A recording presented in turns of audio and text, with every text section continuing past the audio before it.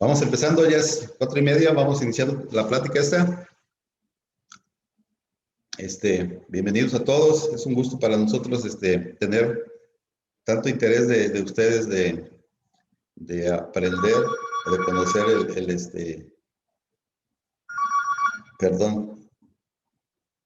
de conocer acerca de los sistemas aislados. Es un tema un poquito diferente a lo que se maneja en la parte de sistemas interconectados de la red, y por eso creo que es importante que veamos un poquito el formato de estos equipos. Para empezar, es muy importante que nosotros como vendedores o como distribuidores de equipos de estos tengamos claro el concepto de lo que es un sistema aislado, ¿sí? El sistema aislado, a diferencia de un sistema interconectado, pues tiene una capacidad más limitada.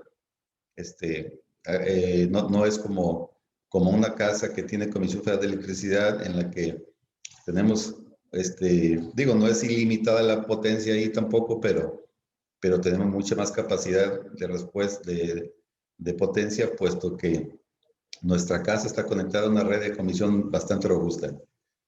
En este caso, es importante que consideremos, pues, y que sobre todo, no solamente considerarlo, sino también hacer conciencia con la gente con la que vamos a ofrecerle los sistemas, de que tomen en cuenta eso, ¿no? Vamos a comprar una capacidad X de potencia, y esa capacidad es la que tenemos disponible para usarla. No tenemos, digamos, si hacemos una analogía con el agua, si compramos un tinaco de 1000 litros de agua, pues tengo 1000 litros, y si me los acabo en una hora, pues me quedé sin energía. Igual es el tema de la potencia que podemos disponer en un sistema aislado.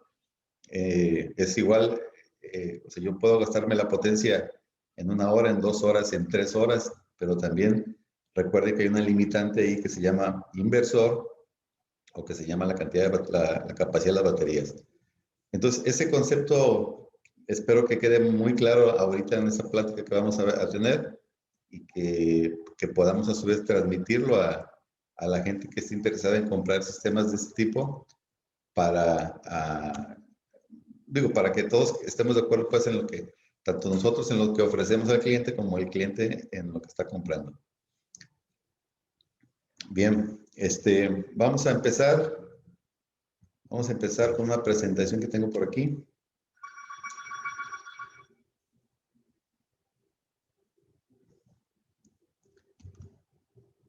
Aquí está. Si tienen alguna pregunta, por favor, a través del chat, les pediría que la hicieran. Y o en su caso, parar la mano y abrir el micrófono para hacer la pregunta.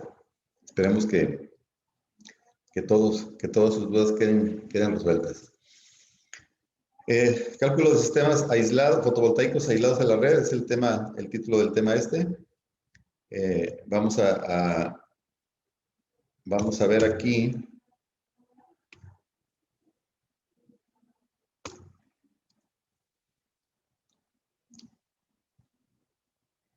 El objetivo es proporcionar las bases para dimensionar correctamente un sistema fotovoltaico aislado. ¿Sí? Es parte de lo que comentaba en el inicio. La idea es que podamos tener todos la misma información respecto a cómo calcular un sistema fotovoltaico aislado. Vamos a ver un poquito en esta primera sesión, para el día de hoy, el objetivo es que vamos a dar una repasada a los conceptos básicos de electricidad. Son conceptos simples, pero lo quiero hacer porque hay mucha gente, mucho distribuidor que está un poquito más desconoce un poquito más del tema. Entonces, con la finalidad de que haya un poquito más de conocimiento en el tema, vamos a dar un poquito de conceptos básicos. Y el final de esta sesión, yo espero que tengamos un cálculo ya de un sistema, de las necesidades nada más. ¿Sí? Vamos a definir unas cargas, cómo debemos de solicitar las cargas, los tiempos, y entonces tendremos ya una información en la que nosotros podemos calcular a partir de esa información de de qué tamaño será nuestro sistema de fotovoltaico. Para la segunda sesión, que sería mañana, vamos a ver el cálculo de los paneles solares. De ese cálculo que hicimos, vamos a ver cómo calculamos el controlador y el inversor que se usaría para esa aplicación. Bien. Vamos a empezar por el concepto más básico, que es la tensión eléctrica o voltaje, que muchos lo conocemos como voltaje, y su definición es la diferencia potencial eléctrico entre dos puntos. En palabras simples, es la fuerza que empuja los electrones a través de un material conductor. ¿Sí? Hagan de cuenta, si hacemos una analogía con un sistema hidráulico, tenemos un agua en un tinaco elevado en el segundo piso. Entre más alto esté el tinaco, más presión tendremos en la descarga del tinaco. Obviamente, si pensamos en que ponemos una tubería desde el tinaco hasta el piso, hasta el mero piso, obviamente la presión se va a incrementar, ¿no? Entonces, en función de esa presión es la cantidad de agua que podremos lanzar a través de esa tubería. Entre más presión tengamos, más agua podremos lanzar a través de ella o consumir a través de esa tubería. Entonces, el voltaje es algo parecido.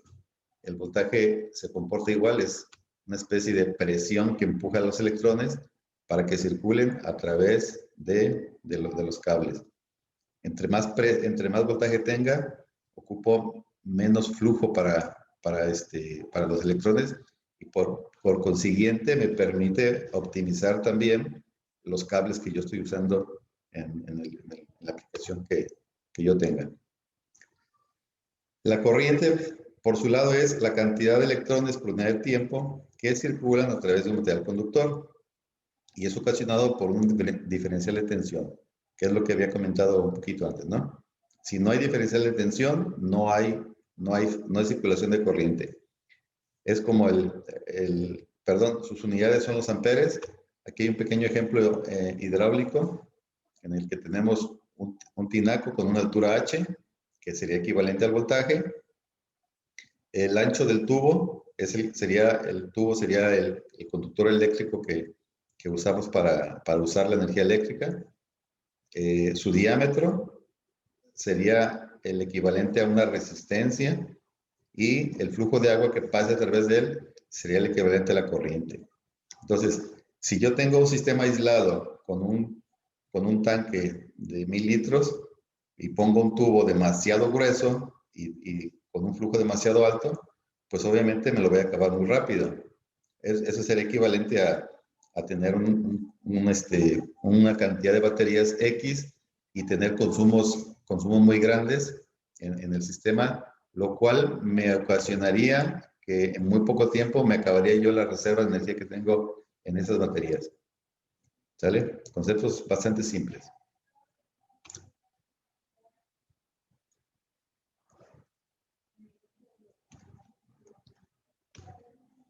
Otro concepto también más poco usual es el tema de la corriente alterna y se define como la corriente eléctrica cuya magnitud y sentido cambian cíclicamente.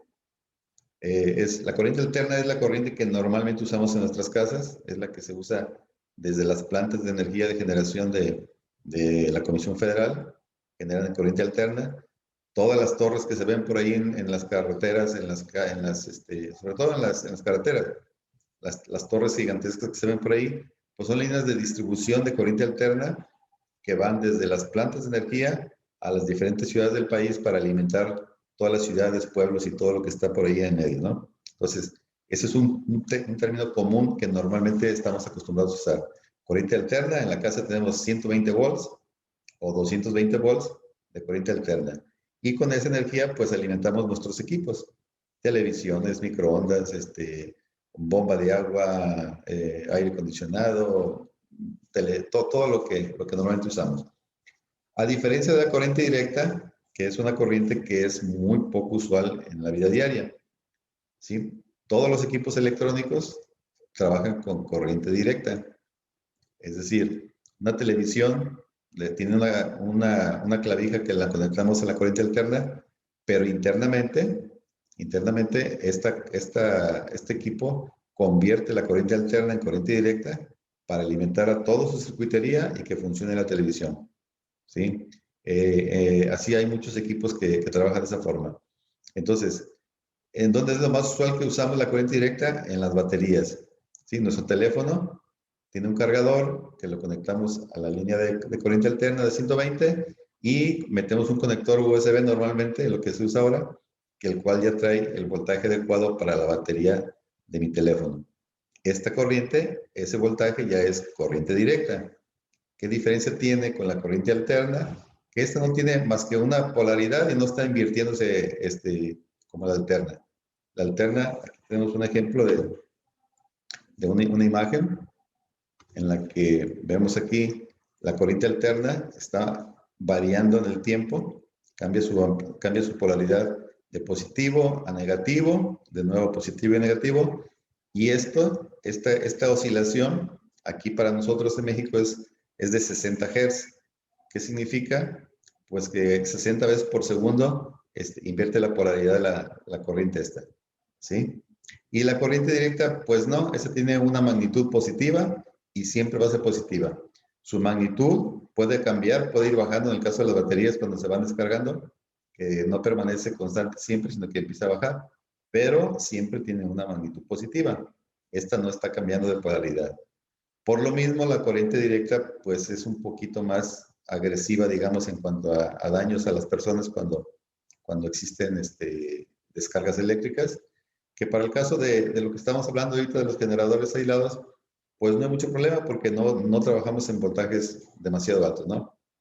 Pero en sistemas fotovoltaicos aislados en los que ya se usan 600 volts, 700 volts, sí es peligroso el manejo de la corriente directa, puesto que sí nos puede ocasionar un daño, una descarga severa, casi diríamos que mortal. Entonces, esa es la diferencia entre una corriente alterna y una corriente directa, ¿sale? Y como les decía, esta corriente alterna sabemos que está a 60 Hz, sabemos que está oscilando 60 veces por segundo en el tiempo.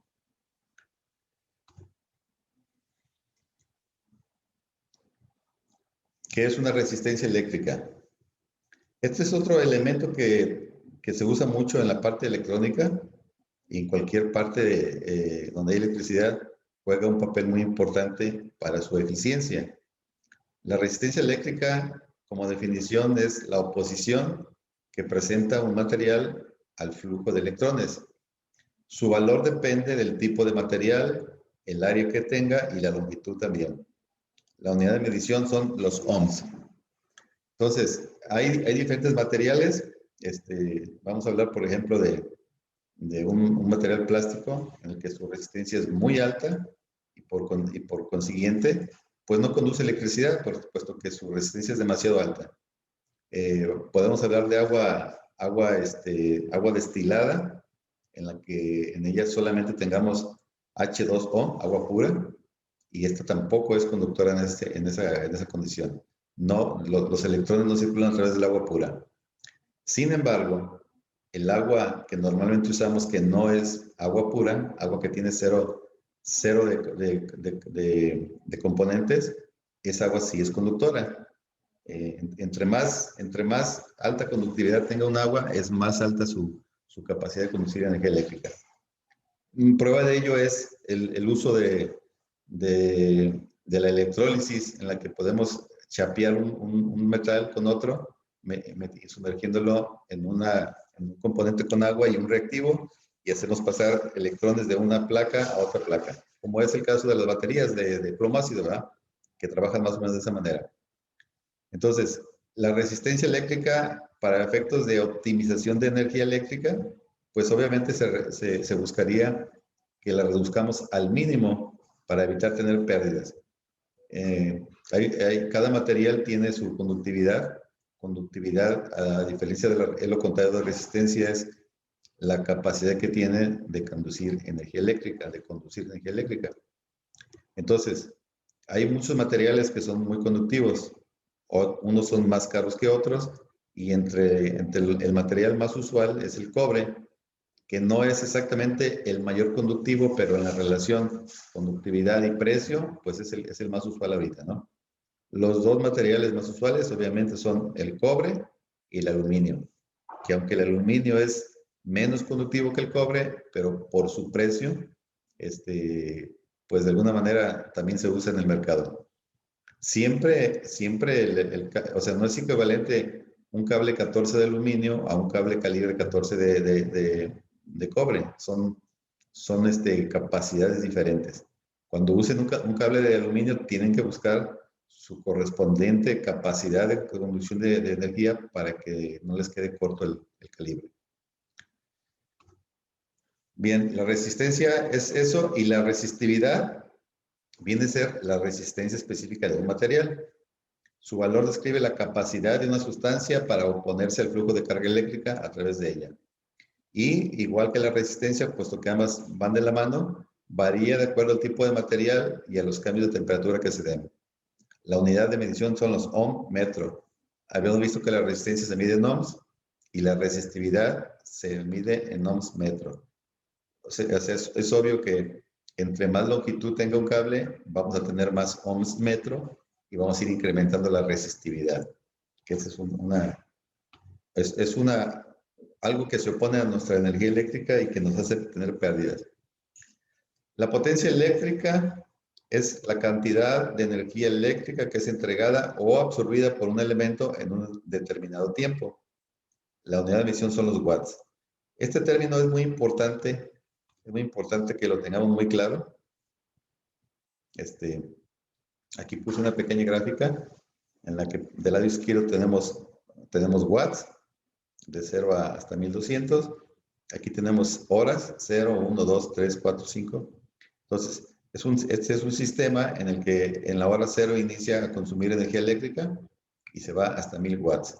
Entonces, ahí en ese momento yo estoy demandando o estoy consumiendo una potencia de 1000 watts, ¿sí? Como potencia.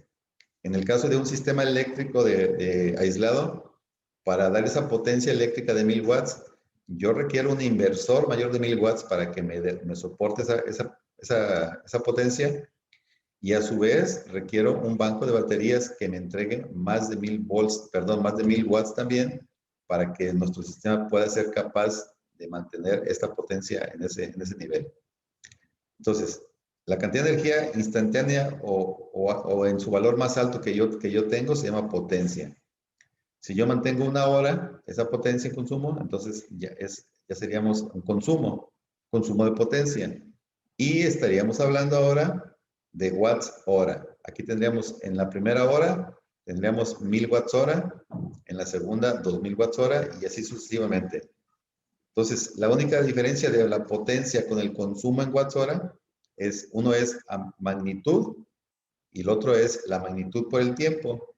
Ese es el valor que nosotros pagamos a la Comisión Federal, los watt hora que consumimos, y por lo consiguiente es el valor que consideraremos, bueno, no solamente los dos valores son los que vamos a considerar para calcular un sistema fotovoltaico aislado. Les digo por qué los dos, porque en el consumo en watt hora vamos a calcular la cantidad de baterías que yo requiero para almacenar la energía que pienso utilizar en el sistema. Y la potencia me va a servir para tener el inversor y tener las baterías suficientes para aguantar el equipo más grande que vaya a trabajar en ese sistema. ¿Sí? Entonces, la potencia es magnitud y el consumo es la potencia en el tiempo, que son dos cosas muy diferentes y que ahorita vamos a ver cuando hagamos el cálculo cómo debemos de tomar en cuenta ambos conceptos para que podamos dimensionar adecuadamente nuestro sistema.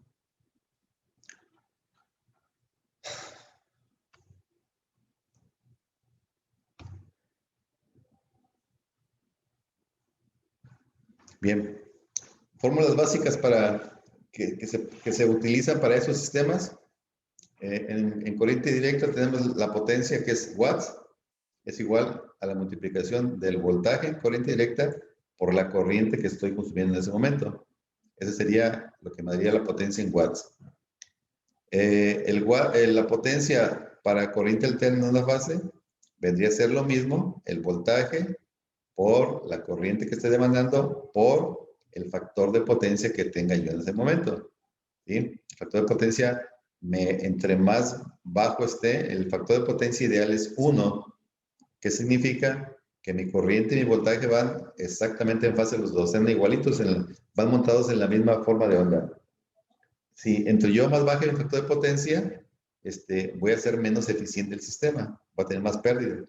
Pues por esa razón, la potencia potencia real demandada va afectada por el factor de potencia. Y también por esa razón, Comisión Federal multa los factores de potencia bajos en las instalaciones, sobre todo en las de media tensión. ¿Por qué? Porque el factor de potencia bajo hace que misma comisión esté generando reactivos para compensar ese factor de potencia. Y obviamente el compensar con reactivos ese factor de potencia, pues cuesta energía a la planta que lo genera.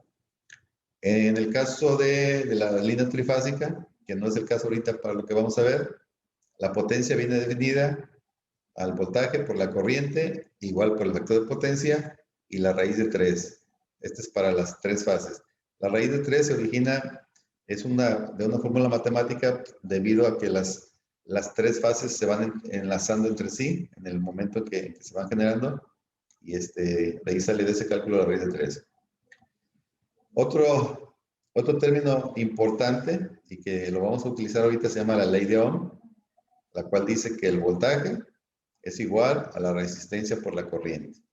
Fíjense, son las fórmulas básicas que usaríamos para calcular los sistemas fotovoltaicos.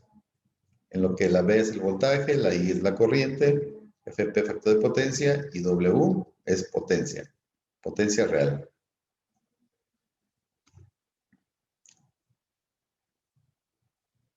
Bien, la caída de tensión. ¿Qué viene a ser la caída de tensión? Esta se origina en una instalación eléctrica derivada de la resistencia que exista en los conductores de la instalación que tenemos, en cualquier casa, en cualquier sistema fotovoltaico. Entre más alta sea la resistencia de mis cables, pues es obvio que voy a tener más caída de tensión. Si ustedes se fijan en la fórmula que está aquí atrás, voltaje es igual a resistencia por corriente, ¿sí? Y potencia es igual a voltaje por I también. Entonces, si esta resistencia se hace más grande, vamos a suponer que yo tengo un voltaje de 120 volts y lo divido entre una resistencia de 10 amperes. Despejándose de aquí, tendría 120 entre 10, tendría una corriente de 12 amperes. Pero ¿qué pasa si la resistencia en lugar de ser 10 es 20? Pues la corriente va a bajar. Pero como la resistencia es más grande, al multiplicar la corriente por la resistencia, me va a generar un voltaje que se está cayendo en la línea eléctrica. Es como si fuera un foco. El foco antiguo, el foco de Edison que se usaba antes, es una resistencia, puramente. Es una resistencia al vacío en la que al pasar una corriente a través de ella, se enciende. Pues como está el vacío no le pasa nada. Entonces es una resistencia que en el momento en que pasa la corriente, de acuerdo a su potencia, pues obviamente enciende el foco. Esa equivalencia de la resistencia del foco sería el equivalente a nuestros cables que tengamos en nuestra casa o los cables que pongamos en un sistema aislado, ¿sí? ¿Cuál es la diferencia? Que obviamente no enciende porque la resistencia no es tan grande como la de un foco, pero la pérdida de potencia está presente ahí en ese cable. Y muchas veces se representa con temperatura en el cable y con pérdidas de potencia. Entonces, podemos perder innecesariamente energía en el puro cable de transporte y estamos, lo que ya se sacó de un panel solar y lo perdemos en cables, pues como que no es muy adecuado, ¿verdad? Bien, vamos a ver cómo se calcula la caída de tensión, que es un tema importante que creo que deberíamos de tener todos presente. Delta U es la caída de tensión, de acuerdo a la definición que tengo aquí. Y es igual a 2 veces la resistencia del cable por la corriente. ¿Sí? Esa es su fórmula. 2 veces la resistencia por la corriente. Ok. La resistencia del cable viene dado por otra fórmula que se llama, es igual, la resistencia del cable es igual a la resistividad, que vimos un término hace rato, multiplicada por la longitud y dividido entre el área del cable. S es el área del cable en milímetros cuadrados, L es la longitud del cable en metros, y ρ es un valor medido ya de los diferentes elementos que existen en el mercado. El ρ para el cobre no es igual al ρ del aluminio o del oro o de la plata. Cada uno tiene su valor específico. Cuando vimos el término de resistividad, comentábamos que dependía del material y dependía del área también, ¿verdad?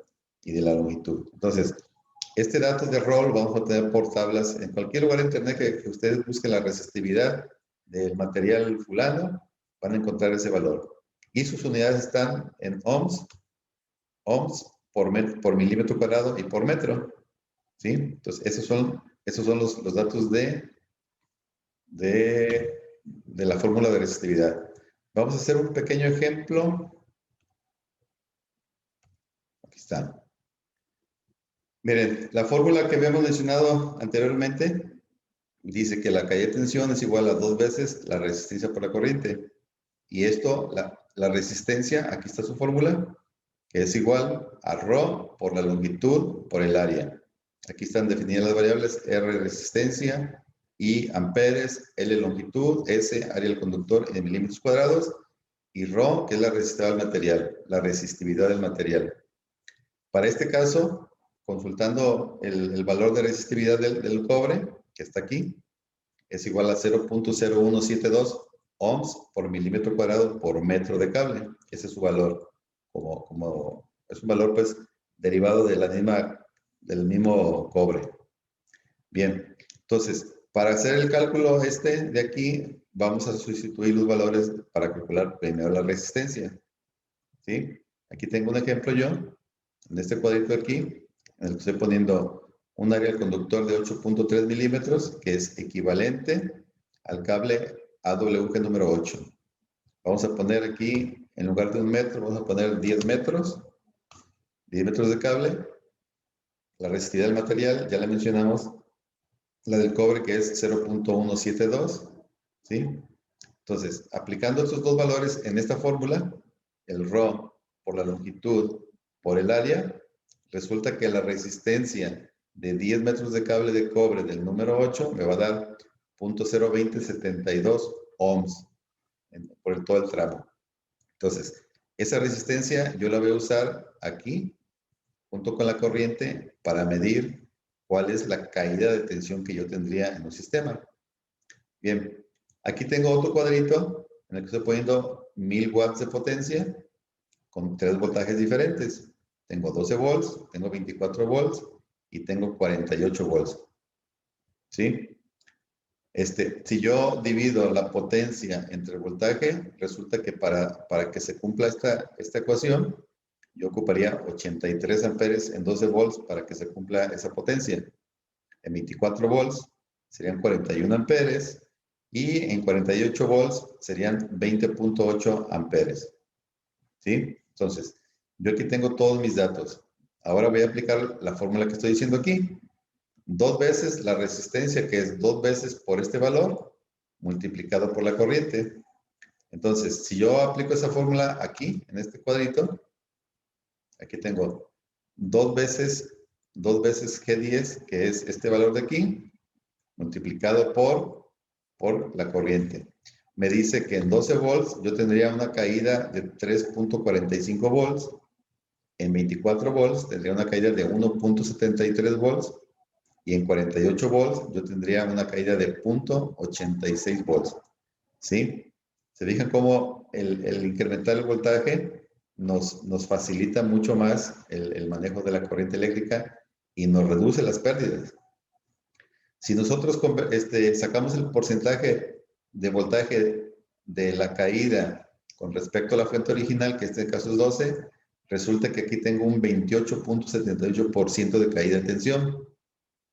Aquí en este caso tendría un 7.20% y en el caso de 48 volts tendríamos una caída de 1.8%. ¿Cuánto es una caída aceptable? Cuando trabajamos en sistemas de 120 volts o 220 volts, sistemas de alterna de ese nivel, pues hasta un 3% es válido de caída de tensión. No es una caída demasiado grande, ¿sí? En sistemas de corriente directa, como es los sistemas aislados, yo les recomiendo que no sea más de 1%. 1.5 sería un valor adecuado como pérdida de energía, ¿sí? Entonces, si fijan ustedes aquí, para un sistema que vamos a desarrollar, ¿qué conviene más? ¿Meterlo en 12 volts, en 24 o en 48? ¿Sí? Entonces, aquí claramente nos da la idea de que al mismo conductor que yo tengo, de calibre, perdón, en este caso que sería un calibre 8, pues las pérdidas que voy a tener menores son entre más alto sea el voltaje. Entonces, sí es importante que definamos de cierta potencia hasta cierta potencia, vamos a usar un voltaje de 12, hasta cierta potencia un voltaje de 24, y después de esa potencia nos iremos a 48 volts. ¿Con qué finalidad?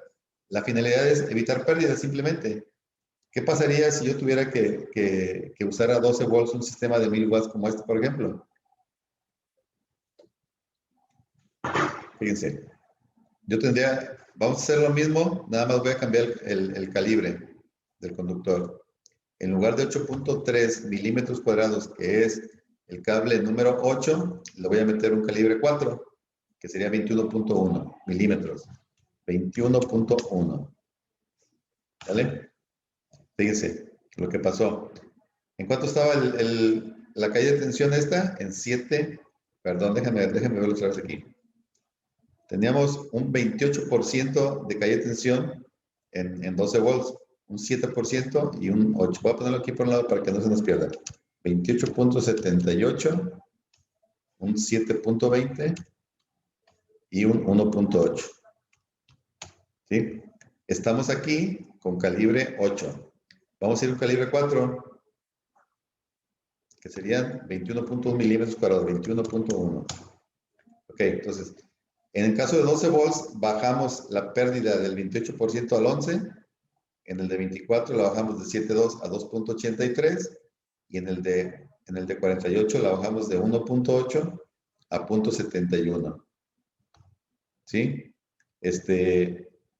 Entonces, aquí es donde entra también la situación de costo de economía, que nos conviene. Fíjense, aquí todavía llevo un calibre 4 y todavía tengo unas pérdidas muy grandes en 12 volts. Entonces, implicaría meter un calibre más grueso todavía para evitar que este caída fuera tan grande. Vamos a duplicar el calibre. En lugar de 4 vamos a hacernos un 2, que sería el doble, ¿verdad? 42.2 milímetros. ¿Sí? Miren, todavía traigo una pérdida de 5% en 12 volts. ¿Sí? Pero ya metí un cable calibre 2. Ya me está costando más dinero meter un calibre de esos. ¿Sí? Entonces, es importante tomar en cuenta esos detalles a la hora de diseñar un sistema para buscar optimizar el costo de la instalación con el calibre adecuado, y eso va de la mano con el voltaje que yo voy a manejar. Siempre va de la mano. Entonces, voltaje, nivel de voltaje y distancia me van a permitir a mí optimizar de cierta forma los calibres adecuados y no incurrir en costos altos de cableado que me pueden perjudicar a la hora de una instalación. ¿Qué pasa si no compenso esas caídas de tensión? Lo que va a pasar es que voy a regresar a donde estaba, a los 8.3. Lo que va a pasar es que en un sistema de 12 volts con un calibre 8, pues yo voy a perder 3.45 volts en el puro viaje. Vamos a suponer que voy a alimentar un inversor a 10 metros, como está aquí, con voltaje de 12 volts. Entonces, quiere decir que lo que va a llegar al inversor no son 12 volts, van a llegar, que son 6, 7, 7.25, 8.25 volts llegarían. 9, 10, ahí es lo que llegaría, ¿verdad? Al inversor. Entonces, con ese voltaje, pues el inversor ya no va a trabajar, se va a proteger por bajo voltaje y ya no va a trabajar. Y es solamente dado por la corriente, por la calibre del cable. Entonces, aquí lo más conveniente sería, puedes usar un voltaje más alto, ¿verdad? Digamos 48 volts, en el que la pérdida de voltaje sea mínima y nuestro inversor trabaje adecuadamente. ¿Sí? ¿Alguna pregunta sobre esto?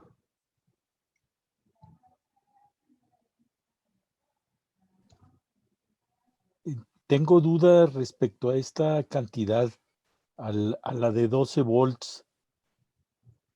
Bueno, ¿En cuanto a qué?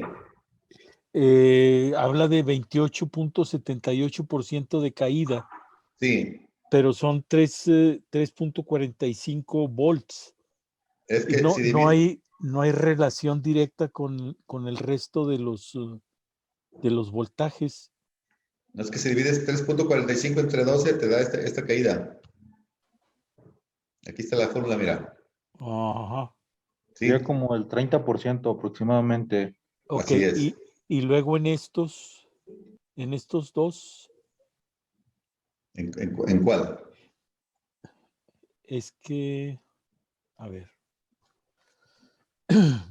Ese 3.45 representa casi un 30% de pérdida, que es De, lo de- que tiene ahí el ingeniero, que sería casi el 30. de los correcto. Ese, 12. ese 30 sería, pues, si lo redondeamos, serían 4 volts, que es lo que Así es. tiene ahí del 3.45. Esa es la relación.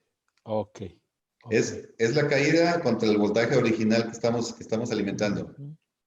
¿Sí? En el caso de 24 es 1.72 entre el 24 volts de origen y me da un 7.20%. Ok, ¿Sí? ok.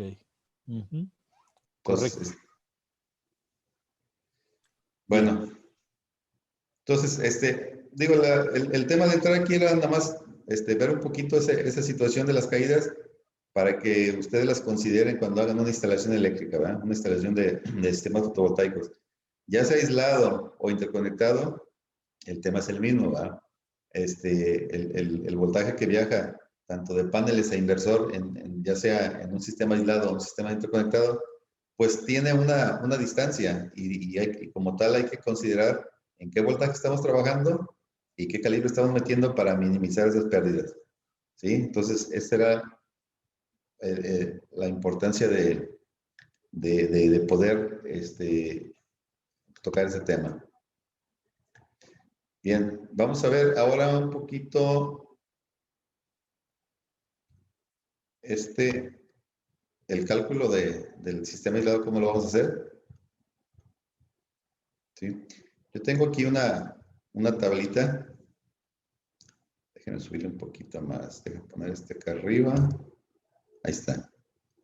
Bien, esta es una pequeña hoja de cálculo que yo tengo aquí para calcular los sistemas aislados, en los que ya me va entregando los valores de los paneles, perdón, la cantidad de paneles. No, bueno, me calcula ya el tamaño del generador que ocupo de acuerdo a la carga que voy a introducir.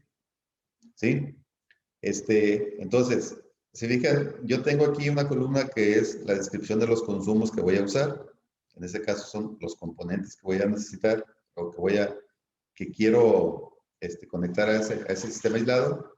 ¿Cuántos de ellos son? ¿De cuántos watts es cada uno? Y muy importante, ¿cuántas horas se estima que van a usarse? ¿Sí? Recuerden, al principio estuve comentando, es un sistema que tiene un límite, ¿sí? Yo estoy comprando un sistema que me va a dar X cantidad de watt hora y esos son los que yo tengo guardados en las baterías. Entonces, yo me las puedo gastar con un microondas en muy poco tiempo o las puedo prolongar mucho tiempo si uso, digamos, puro alumbrado. Es un ejemplo, ¿no? O el caso de los famosos aires acondicionados que de una tonelada anda gastando arribita de 1000 watts, de 1000 watts de potencia. Entonces, pues cada hora que uses el aire acondicionado, pues ocupas 1000 watts de energía almacenada, ¿verdad? Y eso, pues obviamente hace que los sistemas se vayan haciendo más grandes para abastecer ese tipo de equipos, ¿sí? Entonces, como les mencioné al principio, es muy importante todos estos datos que tenemos aquí y con la mejor descripción posible, obviamente, porque a veces el cliente dice, no, pues es que es lo que tengo. Y a veces no quieren dar mucha información, a veces no quieren, no quieren meterse en definir un alcance de las cosas. Pero desde mi punto de vista, pues no es muy conveniente porque a la hora de que las cosas se instalen, a la hora que las cosas ya se entregan, pues es probable que no funcionen si no tenemos bien acotado eso, ¿no? Recuerden, el cliente siempre tiene la razón y el cliente siempre le va a decir, es que no lo he usado, es que no le puse nada de carga, o sea, hay muchas cosas que siempre va a argumentar, pero la realidad es que muchas veces el cliente mete más cosas de lo que dice. Eso ha pasado muchas veces, ¿verdad? No todos son iguales, pero sí los hay. Entonces, con la finalidad de que se eviten ese tipo de situaciones, pues lo más lógico es que acotemos el proyecto, ¿no? Es decir, el sistema fulano está calculado para tantas lámparas, para un refrigerador, para esto, para lo otro, durante tantas horas. Esto es importante. ¿Cuántas horas de uso se van a hacer? ¿No? Porque muchas veces el cliente dice, bueno, pues ponle 5 horas y pues ponle 3 horas y a la hora pon una televisión, por ejemplo, aquí tengo una de 50 pulgadas que le ponen 5 horas, pero son 200 watts. Entonces, en lugar de 5, pues ya no viste 5, ya viste 10 horas de televisión y ya no son 2000, ya son 4000. Y si tenías un sistema no tan sobrado, pues te chutaste toda la energía eléctrica en una televisión, ¿verdad? Entonces, es muy importante esa conciencia de ambos lados, ¿no? Tanto de nosotros como personas que vendemos e instalamos este tipo de equipos, como hacer esa misma conciencia con el cliente para que las cosas queden más o menos acotadas. Bien, vamos a ver aquí qué tenemos. Yo tengo aquí ahorita, vamos a ponerle, bueno, partimos de lo que ya está aquí escrito, luego lo cambiamos. Yo aquí tengo unas lámparas de LED, dice que son 6 y que son 11 watts de cada lámpara y la voy a usar durante 6 horas. Perdón. Eso significa que si yo multiplico las horas por los watts, por la cantidad de lámparas, yo voy a consumir 396 watts hora. Ese sería el consumo de las puras lámparas de LED. ¿Cuánta potencia me demandarían esas lámparas? Pues obviamente van a ser 11 watts de cada una por 6 lámparas. Son 66 watts de potencia. En este caso tenemos eso ahí. ¿Vale? Un refrigerador de 11 pies es 1. Aquí es un caso muy interesante que quiero comentarlo. Normalmente un refrigerador de ese tamaño, si ustedes miden la corriente en el momento que está trabajando, les va a estar consumiendo estos 250 watts que yo puse aquí. Pero ¿cuánto gasta en el día? 250 por 24 sería un montonal de 24, se lo pongo aquí. Miren, sería a 6,000 watts diarios. Si eso fuera cierto, pues la factura de la casa saldría bien carísima, ¿verdad? Porque 6 kilowatts por 60 días serían nomás 360 watts, kilowatt, perdón, de puro refrigerador. Y pues nuestra factura andaría por las nubes, ¿no? La realidad es otra en el caso de refrigeradores. Aquí yo lo puse un 6 porque es más o menos, es el 25% del tiempo lo que trabajan, ¿sí? Si ustedes ven algunas tablas por ahí que existen de consumos eléctricos, les dicen efectivamente la potencia del refrigerador es de 250 watts, pero recuerden que el refrigerador en condiciones normales también, porque si es una tienda, acuérdense que una tienda están abre y cierra el refrigerador, abre y cierra, abre y cierra. Entonces significa que cada vez que abren, pues se sale el frío, se mete el calor, como quieran llamarle, ¿verdad? Eso ocasiona que el equipo trabaje más tiempo y por consiguiente pues va a ocasionar que haya un mayor consumo energético. Entonces, pero en una casa normal, en lo que normalmente se usa, un equipo va a andar consumiendo sobre los 1500 watts hora en un día, en una jornada de 24 horas. ¿Sí? ¿Por qué? Porque el refrigerador arranca, trabaja 5 o 8 minutos y luego se para. Y luego al rato vuelve a arrancar y se vuelve a parar. ¿Qué es lo que hace? Mantiene la temperatura interior del refrigerador pero en forma pausada. Digo, más o menos en promedio arroja que si multiplicamos la potencia del refrigerador por 6 horas, me da aproximadamente su consumo diario en watts hora, ¿no? Que este sería el dato que tomaríamos, 1500 watts hora por día. Y su potencia instantánea, su potencia sería 250 watts. Fíjate, ya aquí llevamos 250 más 66 watts, es lo que llevamos de potencia. Y como watts hora llevamos 1500 más 396, 1896 watts hora de consumo. Entonces, este dato nos va a servir para calcular cuántas baterías voy a usar para almacenar esa energía. Y este dato me va a servir para calcular tanto la potencia de las baterías como la potencia del inversor que voy a utilizar para que me dé la capacidad de manejar estas cargas. Bien, aquí agregamos una televisión de 50 pulgadas. Vamos a decir que son 2 televisiones. Cada televisión es de 200 watts y le voy a usar 5 horas, como mencionaba hace rato. Entonces, quiere decir que voy a tener 5 horas por 200 watts por 2 televisiones. Me voy a gastar 2000 watts hora diarios de pura televisión. ¿Sí? Cuesta caro ver la tele, ¿verdad? ¿Cuál sería su potencia? Obviamente sería 200 por 2, que es el valor el valor unitario de cada televisión multiplicado por 2. Esta sería la potencia que yo estaría demandando en forma continua durante todo el tiempo que esté encendida esa televisión.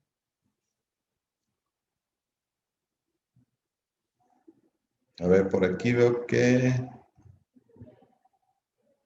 Sí, por aquí hay una pregunta, Nete Cero. No sé cómo te llamas. Hola, hola, soy Federico García. ¿Sí me escuchan bien? Sí.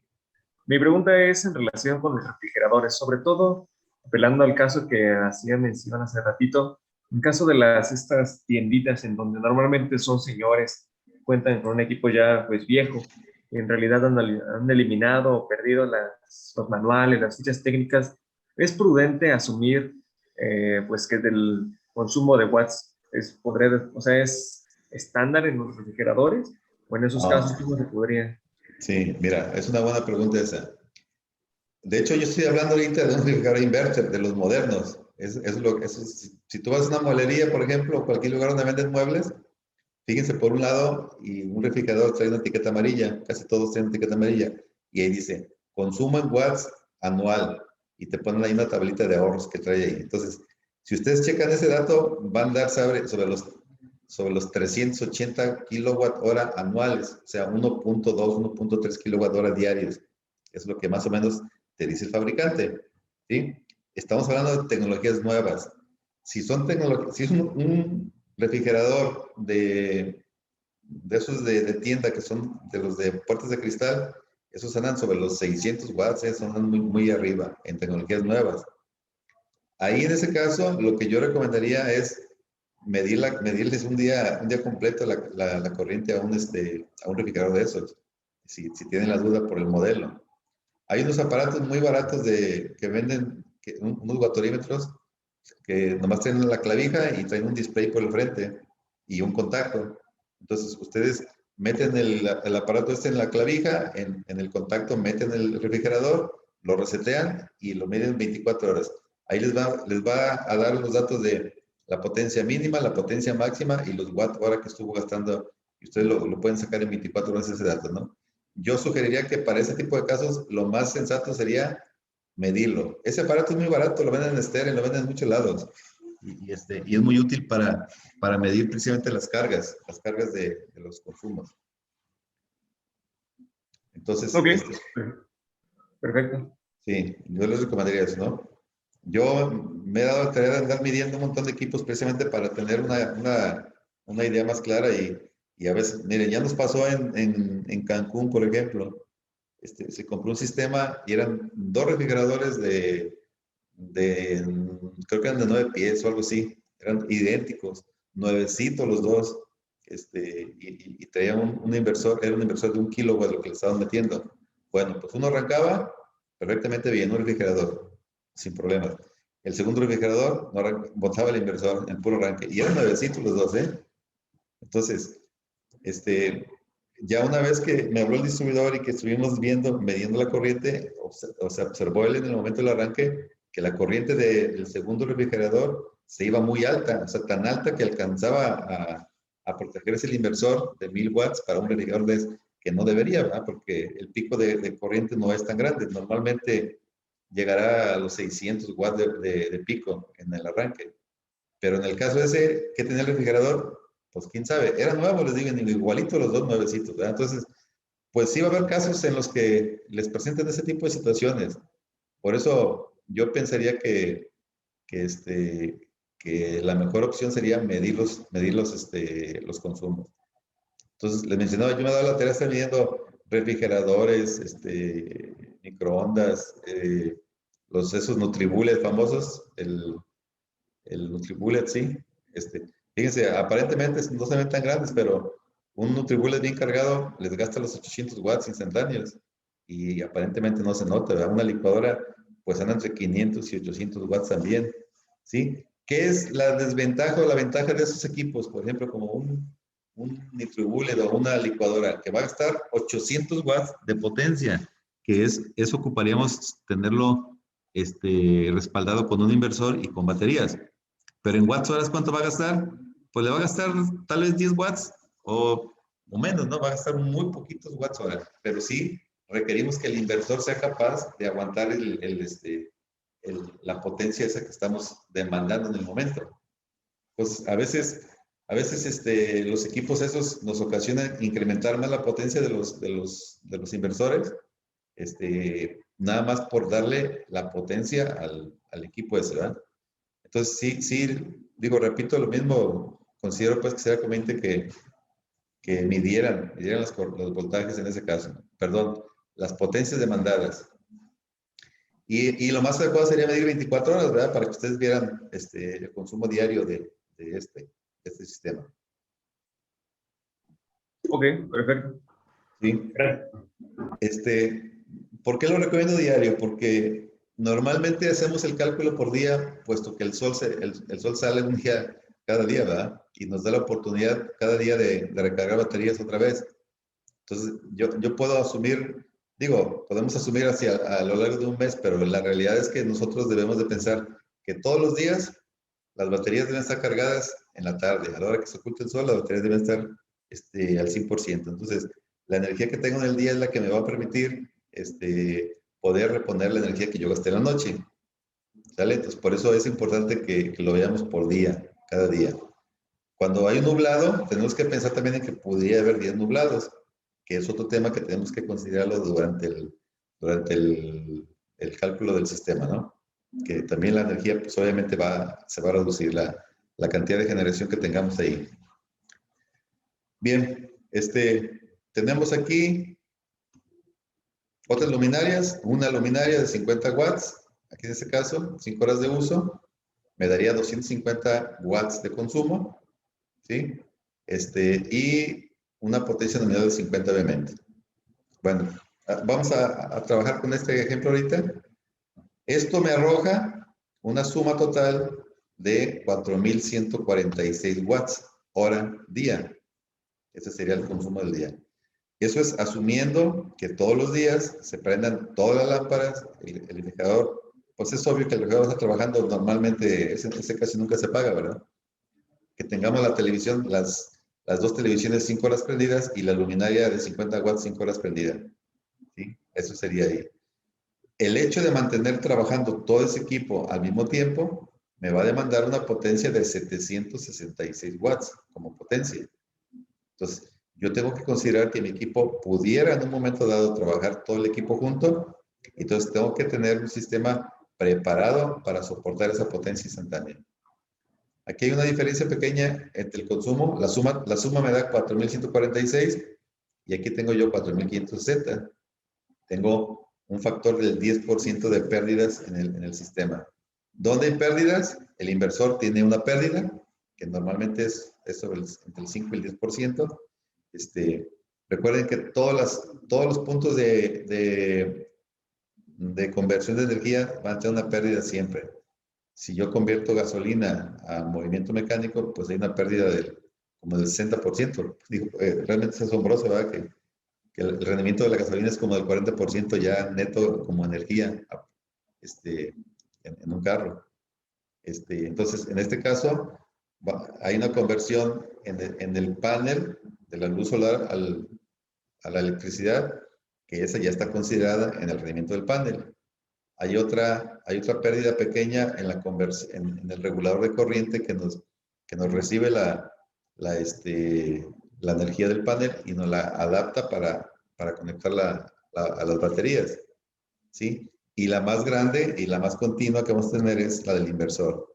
En este caso estamos hablando de inversores de onda modificada, ¿sale? Entonces, aquí consideramos el 10% de pérdidas en el inversor como parte de la energía que yo debo que tener disponible para que mi sistema funcione adecuadamente. Y bien, si yo tengo 766 watts de potencia necesarios, entonces yo no puedo poner un inversor exactamente igual, tengo que darle un margen adecuado para que el equipo soporte el encendido de todos los componentes al mismo tiempo. Aquí yo tengo un 20% adicional de potencia que me arroja un 919. Entonces aquí lo más lógico sería usar un inversor de 1000 watts en este sistema, ¿no? En el caso de motores, como es una bomba, por ejemplo, que es lo más usual en las casas, ahí deberíamos de tener un poquito más de colchón en cuanto a la potencia instantánea. ¿Por qué? Porque un motor se toma más o menos 4 veces la potencia de su potencia en el arranque. Entonces, si estamos hablando de un caballo de potencia, serían 0.747 watts multiplicado por 4, estamos hablando casi de 3 kilowatts de potencia instantánea que demandaría en el momento del arranque. ¿Sí? Entonces, ahí hay que tener un poquito más de detalle a la hora de si incluye un motor para tomar en cuenta ese tipo de situaciones, ¿verdad? De que nos quedemos protegidos para que el sistema no se proteja. Así como recomendación, no es muy recomendable usar motores en inversores de onda modificada. Acuérdense que el motor, por lo que mencionaba ahorita, va a tener un pico de corriente muy grande cada vez que arranque, para empezar. Es una corriente, es un equipo inductivo, 100% inductivo, porque es un embobinado. Entonces, esa inductancia conectada al inversor nos va a generar un factor de potencia, que se nos caiga mucho factor de potencia. Y eso va a originar que el inversor en sí tenga una capacidad menor, simplemente porque metimos una inductancia por delante.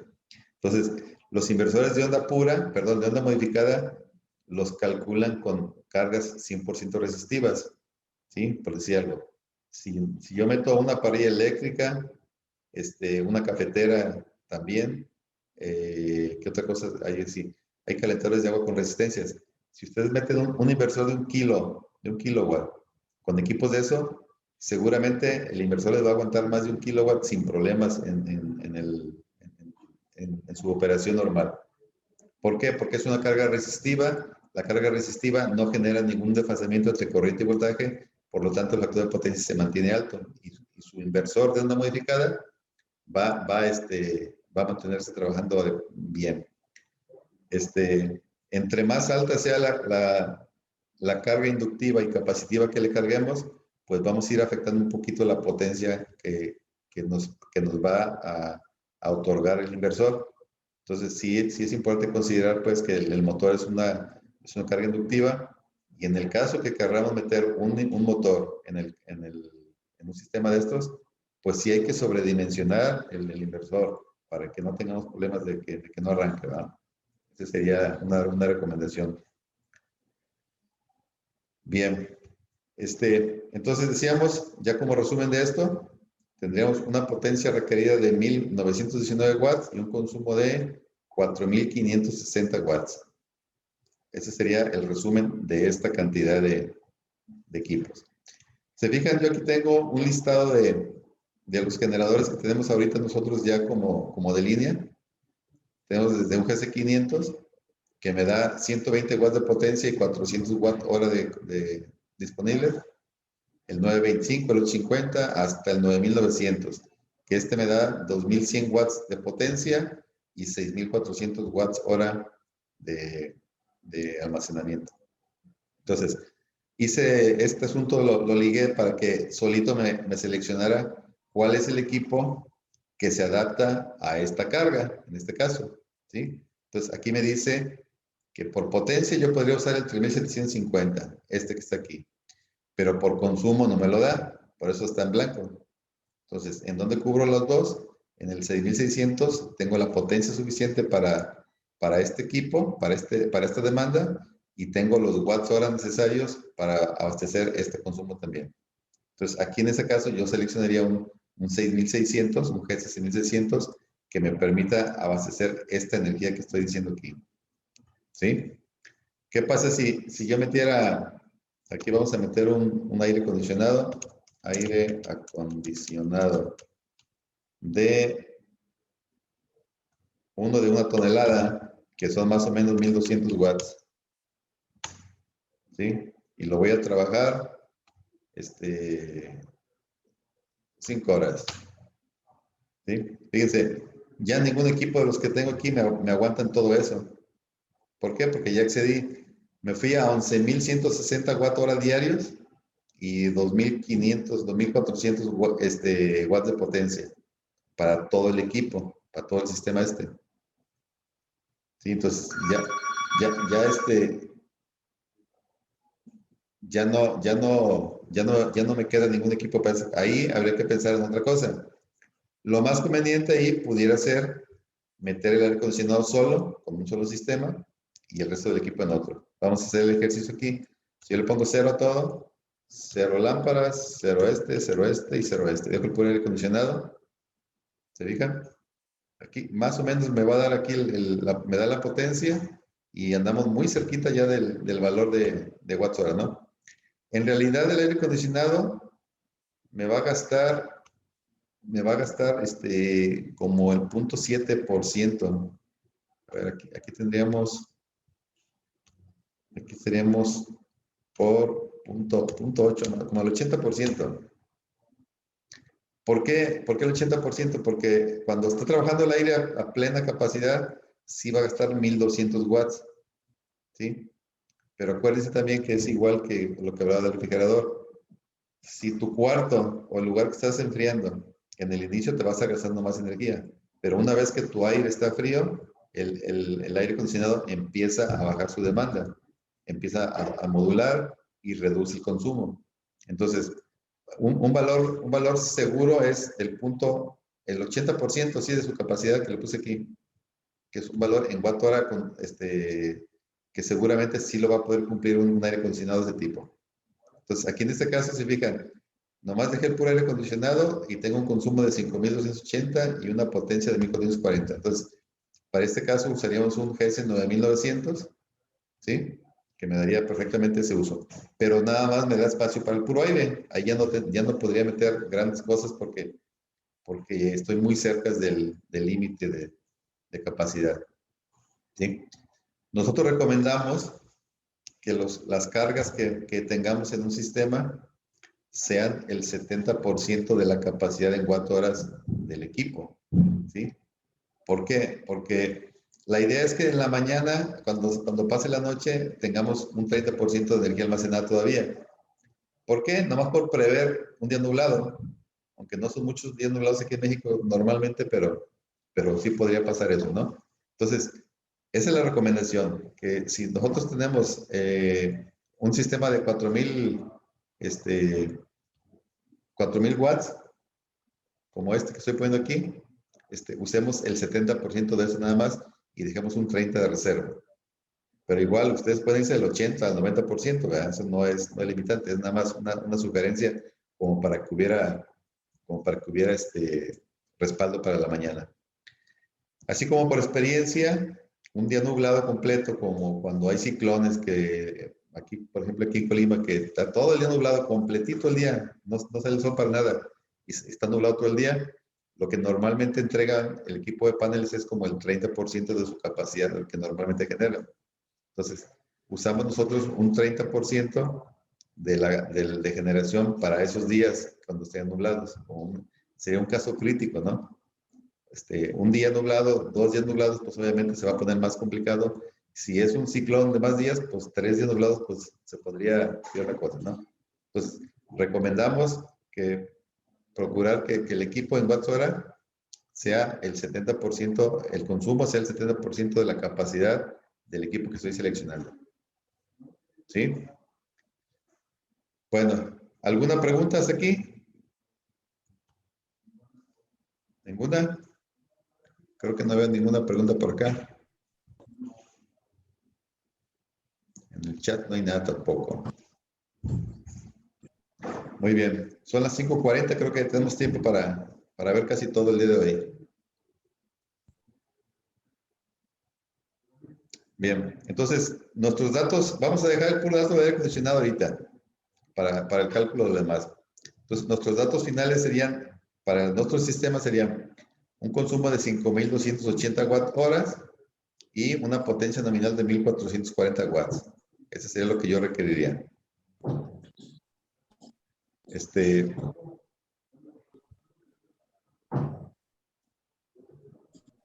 Bien. ¿Cuántos paneles vamos a ocupar para eso?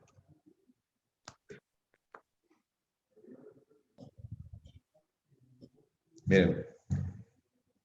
Aquí tengo yo el consumo diario en watt horas. Ese viene de la hoja anterior. Todo parte de ese dato, ¿eh? Ese de aquí. Entonces, mi cálculo me dice que ocupo 5,280 watt hora diarios. Yo le voy a dar un factor de seguridad del 25%.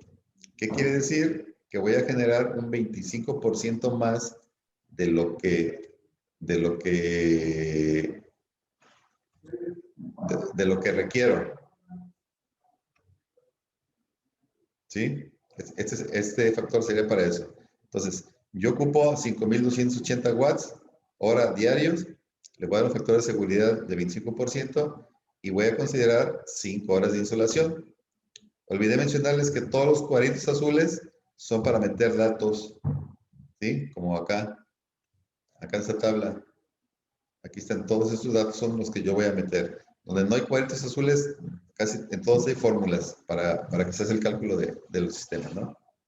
Entonces, en el caso de los paneles, yo voy a meter el porcentaje adicional de generación que quiero sobre la necesidad que tengo, que siempre es importante considerar un consumo, una generación adicional con respecto al almacenamiento. ¿Por qué es importante? Vamos a suponer que tengamos un sistema muy apretado. Digamos que la energía se agota en la noche y en la mañana las baterías se hacen casi vacías. Entonces, el sistema me va a cargar las baterías en el menor tiempo posible, porque yo estoy excediendo la capacidad de generación, perdón, de almacenamiento con la generación, con este porcentaje. La energía que me sobre de esa generación se va a ir directamente al consumo del lugar donde estamos ahí trabajando. La energía se va a estar distribuyendo entre cargar baterías y consumir a la carga como si fuera Comisión Federal, ¿no? Entonces, este porcentaje es importante que lo consideremos para que tengamos la capacidad de recuperar las baterías en muy poco tiempo en el día. Entonces, al multiplicar yo el consumo diario por ese porcentaje, me arroja que yo ocuparía 6,600 watts de paneles.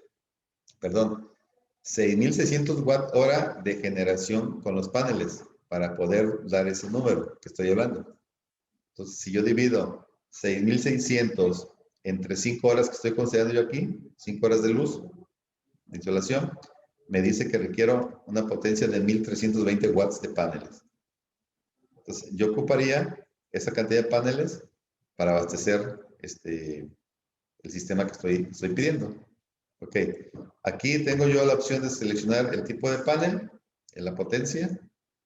Aquí, vamos a ver qué más tengo aquí yo. Tengo 330 watts, tengo cantidad de paneles calculada. En base a este valor de aquí, de 1,320, si lo divido entre 330, me arroja que ocupo 4 paneles para abastecer esta potencia. ¿Sí? Aquí me lo calcula. Y como recomendado, pues le pongo 4 manualmente. ¿Por qué puse este? Porque a veces salen 3.7 o 4.2. Entonces, aquí nomás para redondear el número que me esté sugiriendo el cálculo. ¿Sí? Entonces, yo tengo 4 y me solicita 4 y yo le doy 4. La potencia total en paneles ya la vimos que es de 1320. En base a estos datos, la generación que nos va a dar son 6600 y el porcentaje de almacenamiento contra la generación va a ser de 0%. ¿Por qué? Porque estoy generando solamente lo que estoy pidiendo. ¿Se fijan? Capacidad de generación 6600 necesaria, perdón, y capacidad de generación 6600. ¿Qué tengo que hacer para tener un excedente ahora sí? Tengo que aumentar la cantidad de paneles. Le voy a meter 6 paneles. ¿Sí? Entonces, ahora sí, fíjense, antes de cambiarle 6. Aquí me está dando porcentaje de generación con almacenamiento. Aquí tengo un 0 y me lo marca en rojo. ¿Por qué? Porque está por abajo del 25% que yo le pedí. ¿Sí? Entonces, si yo le doy 6 paneles, ¿sí? Ya me lo cambia a verde y ya, ¿por qué? Porque ya soy por arriba del 25% que yo lo estoy pidiendo de excedente. Entonces, así con 6 paneles, la capacidad de generación me quedaría en 9,900 watt-hora por día, con un excedente del 50%. ¿Sí? ¿Qué pasa si le meto en lugar de 6, le meto 5? 5, ahí va. También cubro, ¿verdad? Exactamente, me da 25%, 25% sobre es lo que yo le estoy pidiendo, o sea, me daría 8,250 watt-hora de generación contra los 6,600 que yo necesito. Entonces, es otra opción el 5. Ahorita que veamos lo del controlador, vamos a ver si se puede o no se puede el 5. ¿Sí? A ver, ¿alguna pregunta de este ejercicio que hicimos aquí, de los paneles? Sí. Mi duda es respecto a los paneles solares. En Ajá. este cálculo, ¿qué tipo de paneles solares son? O sea, ¿son los fotovoltaicos o son térmicos? Y, o sea, ¿el valor es como promedio o cambia mucho el valor de los watts que se almacena dependiendo de cada panel solar? A ver, no te escuché el punto de los paneles, el tipo de paneles. Me dice dos nombres. ¿Me lo repites? Ajá. Los fotovoltaicos y los térmicos, pues en realidad este valor de 330 es un valor promedio de los dos paneles, o ¿qué panel estamos como asumiendo en este caso? Bueno, en este caso estamos hablando de paneles fotovoltaicos. Su potencia máxima es 330 watts. ¿Sí? Hay paneles de 250, de 320, de 330, de 375, de 450. Ahorita ya están saliendo los de 500 watts hora. Perdón, esos son watts de potencia. Son 330 watts de potencia, ¿eh? No de watts hora, no de generación. Ese es el valor máximo que está diseñado ese panel. Entonces, depende de las horas de luz en el que esté expuesto el panel, es la cantidad de watts horas que te va a generar en un día. Entonces, aquí en este caso, yo digo, yo tengo un panel de 330, es un panel que nosotros ya conocemos, sabemos cuánto genera, conocemos sus características. Entonces, yo sé que aquí en Colima, por ejemplo, en los tiempos, como ahorita, 5 horas perfectamente me los da sin ningún problema de insolación y me va a dar esta energía que yo le estoy diciendo ahorita. ¿Sí? Pero ese es el valor máximo que me va a entregar el panel en condiciones óptimas de funcionamiento. Hay una condición especial en los paneles que eso habrá que tratarlo en un momento dado, pero el panel, la prueba que hacen es se llama SOC. La prueba es a condiciones de laboratorio, 1000 watts por metro cuadrado, a temperatura de 25 grados es como dan la potencia de 330. Hay una condición normal de operación en la que la temperatura sube y la potencia baja. Entonces, un panel siempre se va a ver afectado por la temperatura que se genera en el mismo por el sol en ese momento. Entonces, Si ustedes ponen un panel de 330, casi nunca van a ver un pico de 330 watts ahí en una potencia. Es muy raro. Sí se ven a veces, muy rara vez, cuando está, por ejemplo, hagan de cuenta que está un día muy nublado, el panel se mantiene frío y de repente se destapa el sol y instantáneamente ustedes van a ver que el panel se va a su máxima potencia. Dura 5 o 10 minutos y luego baja otra vez. ¿Por qué? Porque en cuanto va subiendo la temperatura de las celdas, su eficiencia baja. ¿Sí? Entonces, a eso se refiere esto. Son 330 como valor de diseño en el mercado. Realmente no te va a dar 330 como pico, te va a dar menos. Pero esos cálculos que yo estoy poniendo son datos que ya están comprobados, o sea, son datos que tenemos bien comprobados y que sabemos que sí nos va a dar esta energía que estamos hablando. ¿Sí? Al final, lo que nos interesa son los watt hora que va a generar el panel para almacenarlos en nuestras baterías. ¿Sí? ¿Queda clara aclarada la pregunta? Sí, muchas gracias. Muy bien. ¿Sí?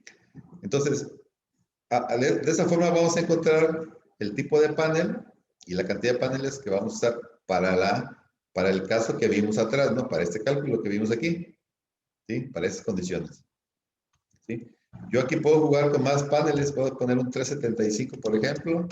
¿Sí? Me voy un 42% arriba, puedo poner a lo mejor 4 paneles, quedaría 13% arriba nada más de lo que yo estoy diciendo. Entonces, aquí hay opciones para jugar. ¿Cuál es el otro? Voy a dejarlo igual como estaba. ¿Cuál es la otra variable que me va a influir para definir el sistema? Es la capacidad del controlador. ¿Sí? Entonces, hasta aquí decimos, para los 5.280 watts de consumo, con un adicional de 25, requiero 6.600 watts. Para generar 6.600 con un 25% de sobredimensionamiento, yo requeriría 5 paneles de 330 y me darían 8.250 watt hora de generación. ¿Sí? Hasta aquí estoy cubriendo lo que yo estoy buscando. Ahora vamos a ver el controlador. ¿Sí? El controlador es un elemento que recibe la energía de los paneles y la adapta a la batería, la controla, la energía de la batería. Todos tienen un ajuste en el que cuando llega a ese valor de voltaje que yo le puse, entonces el controlador corta la corriente y ya no mete más energía a la batería. Esa es la función del controlador. Regular la corriente y proteger la batería cuando ésta ya se llenó. Ya llegó a su valor nominal. Ok, corto la energía y ya no puede entrar nada. Hay 2 tipos de controladores en el mercado. El PWM, que es modulación de ancho de pulso. ¿Sí? ¿Cómo funciona? Aquí puse unas grafiquitas como para dar una idea.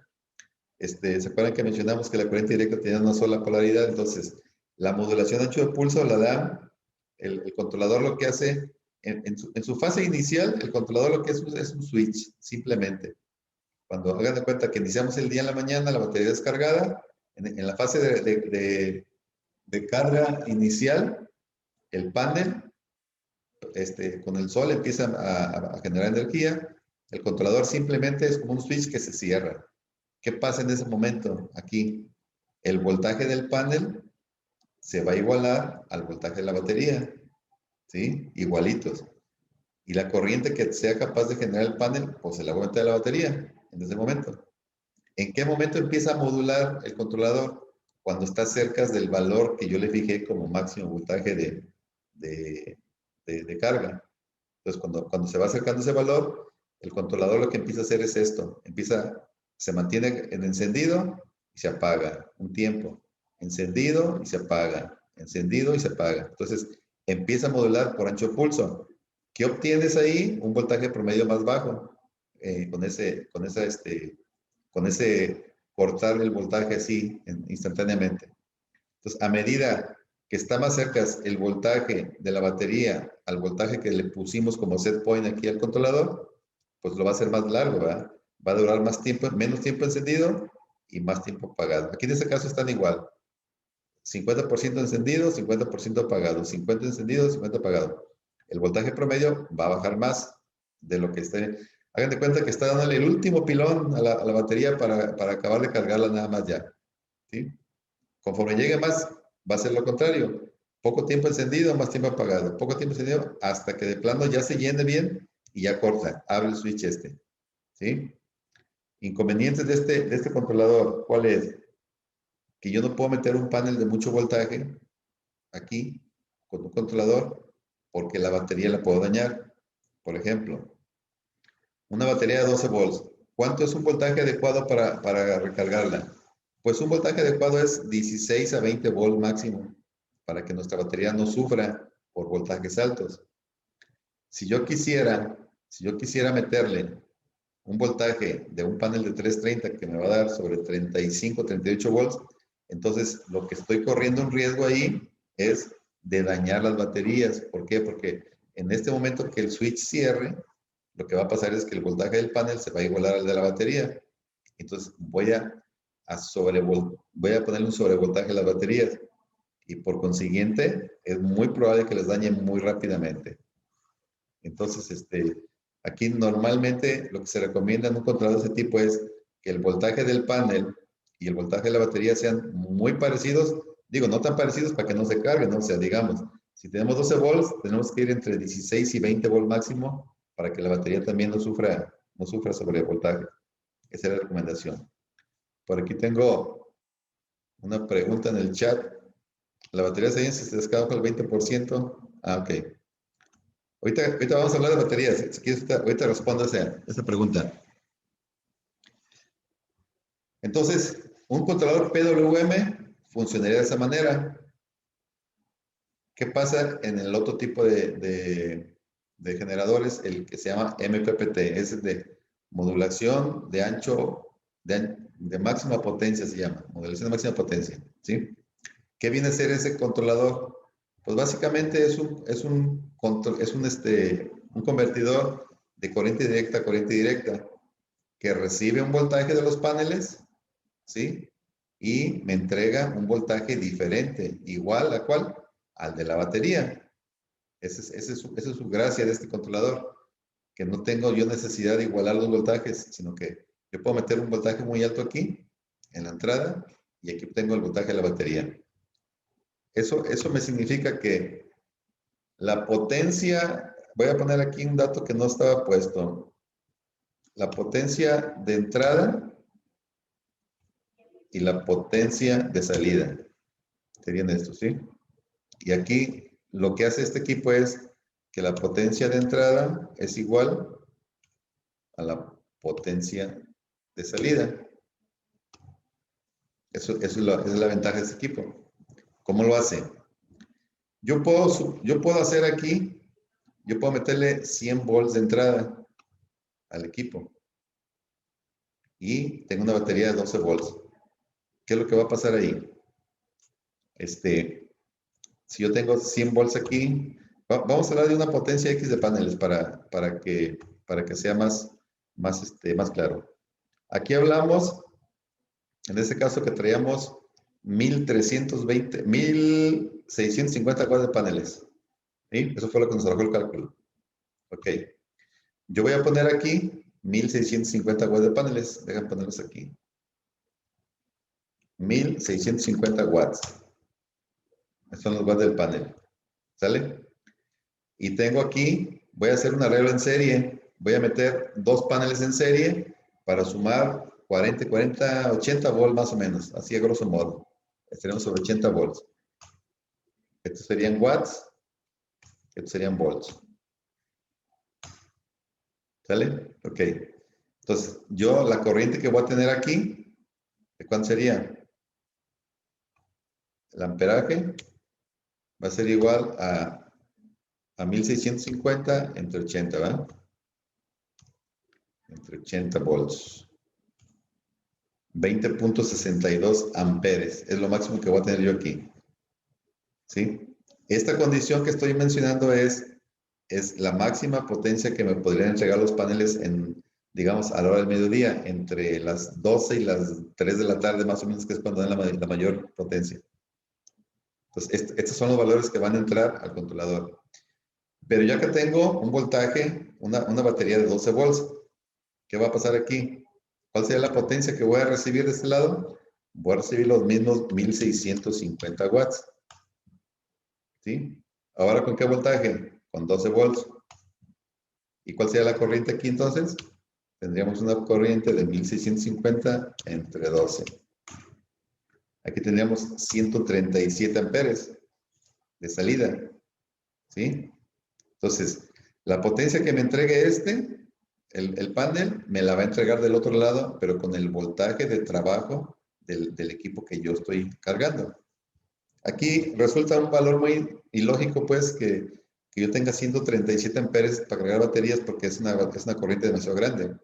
Como vimos hace rato en el cálculo de caída de tensión, pues ocupar unos cables muy gruesos para alimentar del controlador a la batería. ¿Sí? Entonces aquí lo más sensato sería, por lo menos, irnos a 24 volts aquí. Va a quedar 24. Caray, ¿qué pasó aquí? ¿Por qué no se cambió? Ah, es que no le puse aquí. Sería entre este. ¿Sale? Aquí ya baja la corriente a 68 amperes. ¿Sí? Entonces, se fija la diferencia tan importante que tenemos entre las dos tecnologías. Este se va a adaptar al voltaje de la batería que yo tenga. De hecho, se selecciona cuando uno instala el controlador, lo selecciona el voltaje de trabajo para que se adapte bien. Entonces, ¿qué tenemos que cuidar aquí? La capacidad de nuestro controlador para que aguante la máxima corriente que vamos a manejar en el sistema, que sería esta, ¿verdad? No la de entrada. La de salida sería la máxima corriente que vamos a cuidar aquí.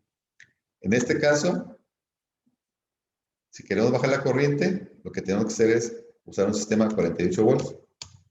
¿Sí? Y andamos a 34 amperes. ¿Sí? ¿Cuál es la otra ventaja del controlador del MPPT? Aquí en este grafiquito se puede ver. Es una gráfica de un panel normal. ¿Sí? Que tenemos voltaje contra potencia. Si yo tengo 320 watts a 32 volts, que es lo que me entregaría aquí. ¿Sí? Me daría esa potencia máxima de 320 watts. Pero si yo tengo el mismo voltaje aquí, en este panel, en un sistema de PWM, a la hora que este panel se junta con por el switch que mencioné que tiene este controlador, entonces el voltaje se me va a bajar al voltaje de la batería. ¿Sí? Y la potencia resultante no va a ser la misma, va a ser, digamos, aquí sería sobre 200 y feria. Este diferencial de aquí, que ustedes están viendo en este punto de aquí, es una pérdida que tendríamos nada más por el uso de controladores de una tecnología y de la otra. Entonces, es otra ventaja, pues, que el MPPT te va a dar una eficiencia mayor en su conversión de energía del panel hasta la batería. ¿Sí? Ese es cómo trabajaría. ¿Sale? Entonces, vamos a ver, bajo el concepto del controlador lo que tenemos que cuidar nosotros es la capacidad del controlador para que esa capacidad no la rebasemos con la cantidad de paneles que vamos a meter en el sistema. ¿Sí? Entonces nos vamos a la hora de cálculo acá. Aquí, en los generadores que tenemos ahorita, estamos manejando dos tipos de controladores de MPPT. Un modelo que se llama el MPPT 40 amperes, 48 volts. Este trabaja a 24 y a 48 volts. Nosotros lo seleccionamos de acuerdo a las necesidades. Y el otro es de 30 amperes a 24 volts. Y este trabaja en 12 o 24 volts, el sistema Muy bien. Sus características de máximo voltaje de paneles 150 volts. Trabaja 50. Máxima corriente en amperes 40 amperes. Y trabaja en 30. ¿Sí? Entonces, me dice, la máxima potencia en paneles, si yo lo trabajo a 24 volts, puedo trabajar 1000 watts de paneles máximo. Pero si lo trabajo en 48, entonces yo puedo meterle 2000 watts de paneles. ¿Sí? En el caso de este controlador, si lo trabajo a 12 volts, le puedo meter 390 watts de paneles. Y si lo trabajo en 24, le puedo meter 780 watts de paneles. ¿Sí? ¿Se fijan cómo el puro subir el voltaje nos facilita mucho las cosas? Yo aquí puedo meter 2000 watts directamente a cargar baterías contra 1000 del 24 volts. Y en este sistema yo puedo meter 780 watts contra 390, que serían 12 volts. Entonces, esa es parte de las consideraciones de diseño de en qué punto subir los voltajes para que podamos en todo el conjunto hacer un sistema lo más eficiente posible. Bien, seguimos con los números que traíamos. Consumo requerido diario, este dato 5280 es el que veníamos calculando desde acá atrás, ¿verdad? Es el mismo de acá atrás. 5280. Estamos aquí en el controlador. La generación solar calculada sería de 8250 watts. ¿De dónde salió ese dato? De los paneles que definimos, ¿verdad? Aquí está. Nosotros dijimos que íbamos a meter 5 paneles de 330 y que me iban a generar 8250 watts hora. ¿Sí? De ahí sale este dato de aquí. Este de aquí. El número de paneles, ya dijimos que era 5. ¿Sí? La potencia de paneles sería 1650 watts, que también viene de este otro lado. ¿Sí? Y con esas condiciones, con esos paneles, mi corriente máxima del controlador va a ser 31.7 amperes. Entonces, el equipo, aquí la hojita de cálculo me selecciona un voltaje de 52 volts y un modelo de controlador de 40 amperes. ¿Cómo lo calcula? En base a todos sus datos, me da ya la selección de este o de este. Me selecciona cualquiera de los dos, en función de estos datos que le metimos aquí. ¿Sí? Entonces, esto significa que estoy dentro de rango. Fíjense, ¿qué pasa? Si yo le pongo, en lugar de 5 paneles, le voy a decir, le voy a dejar bien sobrado. Le voy a poner 8 paneles. Y lo dejamos sobrado. Fíjense, aquí quedó el doble de capacidad de lo que yo estaba estimando. ¿Sí? Pero ¿qué va a pasar con el controlador? Fíjense, ya me pintó de rojo. ¿Por qué? Porque ya excedí su capacidad de corriente, ¿verdad? Entonces, me dice, no, pues no. Digo, sí puedes, pero no debes, porque si lo metes así, lo vas a quemar el controlador. Entonces, aquí tengo un candado de tal manera que me advierta de que yo me estoy excediendo en la capacidad de paneles y entonces tengo que volver a rectificar. ¿Por qué? Porque estoy sobrepasando la capacidad del controlador. ¿Sí? Entonces, ¿qué tengo que hacer? Pues irme a un valor más adecuado. Ok, no es 8, voy a poner 6 nada más. Ok, con 6 quedo con 9900 watts hora de generación, un 50% arriba, no un 25. El controlador, ¿cómo quedaría? En 38 amperes, fíjense. Queda en una capacidad dentro de su rango normal. Todavía me lo marcan en blanco. ¿Sale? Entonces, aquí lo ideal serían 6. ¿Por qué 6? Porque si yo voy a trabajar a 52 volts, digo 52 porque el estándar normal es 48. Acuérdense que el 48 salió de que las baterías de ciclo profundo normalmente son de 12 volts. Entonces, cuando tú pones 4 baterías, obtienes 48. Litio no tiene 12 volts exactamente. Litio tiene 13.2 volts, ese es su valor nominal, 13.3 más o menos. Entonces, el poner 4 baterías en serie me arroja un valor de 50 y más de 50 volts, 55, por ahí va a andar llegando. Entonces, yo por conveniencia nada más puse un valor de 52 aquí en este dato. A ver, Jorge Álvarez, por aquí tiene una pregunta. No, ya le resolviste, Inge. Te iba a preguntar exactamente el voltaje del sistema con el voltaje del controlador, pero ya lo aclaraste. Ok, ahorita Gracias. vamos a andar un poquito más en ese. Entonces, si yo voy a trabajar en 48 volts, el sistema, pues es obvio que mi voltaje de carga tiene que ser mayor a 48, ¿verdad? Yo no puedo meter un sistema de 48 con unos paneles a 30 volts porque nunca se van a cargar, que ya ha pasado en algunas ocasiones en los sistemas. ¿Sale? Entonces, ¿qué tengo que hacer aquí? Aprovechar el mayor beneficio de este voltaje para reducir las pérdidas entre el panel y el controlador. Entonces, lo que nosotros hicimos aquí fue poner 2 paneles en serie a ver, aquí estamos hablando de paneles. Dijimos que eran 6 paneles, ¿verdad? Entonces, bueno, aquí está el arreglo, miren. Puse 2S y 2P, pero en este caso sería 2 series y 3 paralelos. Ese sería el arreglo de paneles. 2 en serie me van a dar el doble de voltaje y 3 paralelos me van a dar el triple de corriente de los paneles. ¿Sí? ¿Sí queda claro eso? ¿O no? Ahorita vamos a ver un ejemplo de paneles. Entonces, 6, en este caso tendría que ser número par para que yo pueda poner 2 en serie y subir el voltaje hasta más o menos 80 volts de los paneles. Entonces tendría 2, 2 y 2, los 3 en paralelo, y de ahí voy a alimentar yo a mi controlador. Quiere decir, fíjense, si yo tengo 3 paralelos, el panel, aquí está el dato, miren, el panel de 330 tiene una corriente de 8.66 amperes y un voltaje de circuito abierto de 46. ¿Sí? Entonces, si yo pongo 3 paneles en paralelo, yo tendría 24 más 0.6, como 25 amperes máximos.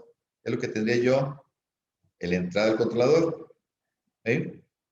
Pero en la salida, por el voltaje de 48, se va a ir a 38 amperes el controlador.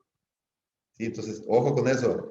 La corriente máxima del controlador en un MPPT tiene que ser la potencia dividida entre el voltaje al que yo voy a trabajar las baterías, para que no se me confundan aquí en ese término.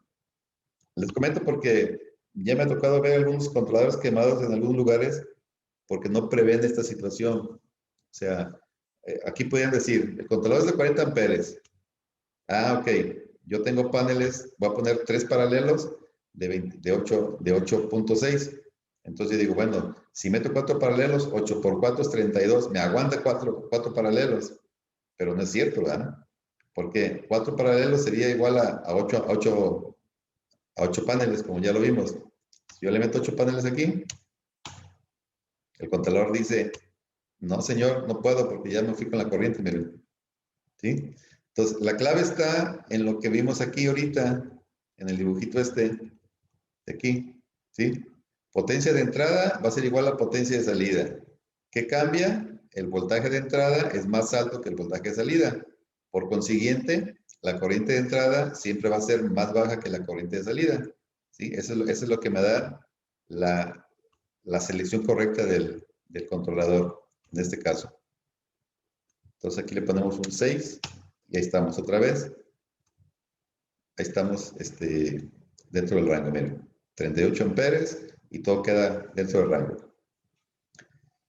Bien, entonces hasta ahorita dijimos que ocupábamos 5,280 watts de consumo. Ese es lo que nos arrojó el cálculo inicial. Para eso, más un porcentaje de sobrantes al calcular los paneles, vimos que íbamos a requerir 6,600 watts, perdón, con el 25% adicional, 6,600 watts es lo que requeriríamos, ¿sí? A la hora de calcular los paneles, vimos que la ventaja que teníamos era meter 6 paneles, y entonces vamos a generar 9,900 watts hora de energía, ¿sí? Aquí están. Requerimos 5,280, vamos a generar 9,900. Y tendremos 6 paneles de 330. Con un arreglo de 2 series y 3 paralelos. ¿Sí? Hasta aquí ya tenemos definido el controlador y los paneles. ¿Sí? ¿Alguna pregunta aquí que tengan?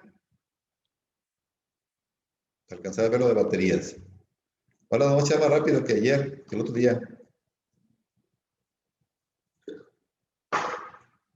Bueno, entonces seguimos avanzando. ¿No hay ninguna pregunta? Avanzamos. Ok, aquí para el tema de baterías. Vamos a hablar de baterías. Ah, por ahí había una pregunta sobre el porcentaje de baterías. Miren, nosotros estamos trabajando ahorita con un tipo de batería y próximamente vamos a tener ya 2 baterías diferentes. Una de más corriente, precisamente de hasta 100 ampere hora es lo que vamos a trabajar. Hoy ya tenemos una batería más pequeña, que es la que estamos utilizando normalmente en nuestros sistemas. Y hacemos un arreglo entre series y paralelos para dar la potencia que se requiere en cada uno de los generadores. ¿Vale? Entonces, nuestra batería que estamos usando ahorita tiene un 13.2 volts. Resumimos el valor a 400 watt hora disponibles y 10 amperes continuos como trabajo, ¿sí? Si comparamos con el ciclo profundo, tendríamos aquí 12 volts, tendríamos aquí alrededor bueno, normalmente ellos las dimensionan por ampere hora, ¿sí? 100 ampere hora por 12 volts me daría 1200 watts. Acuérdense que eso es consumo, ¿eh? No es potencia.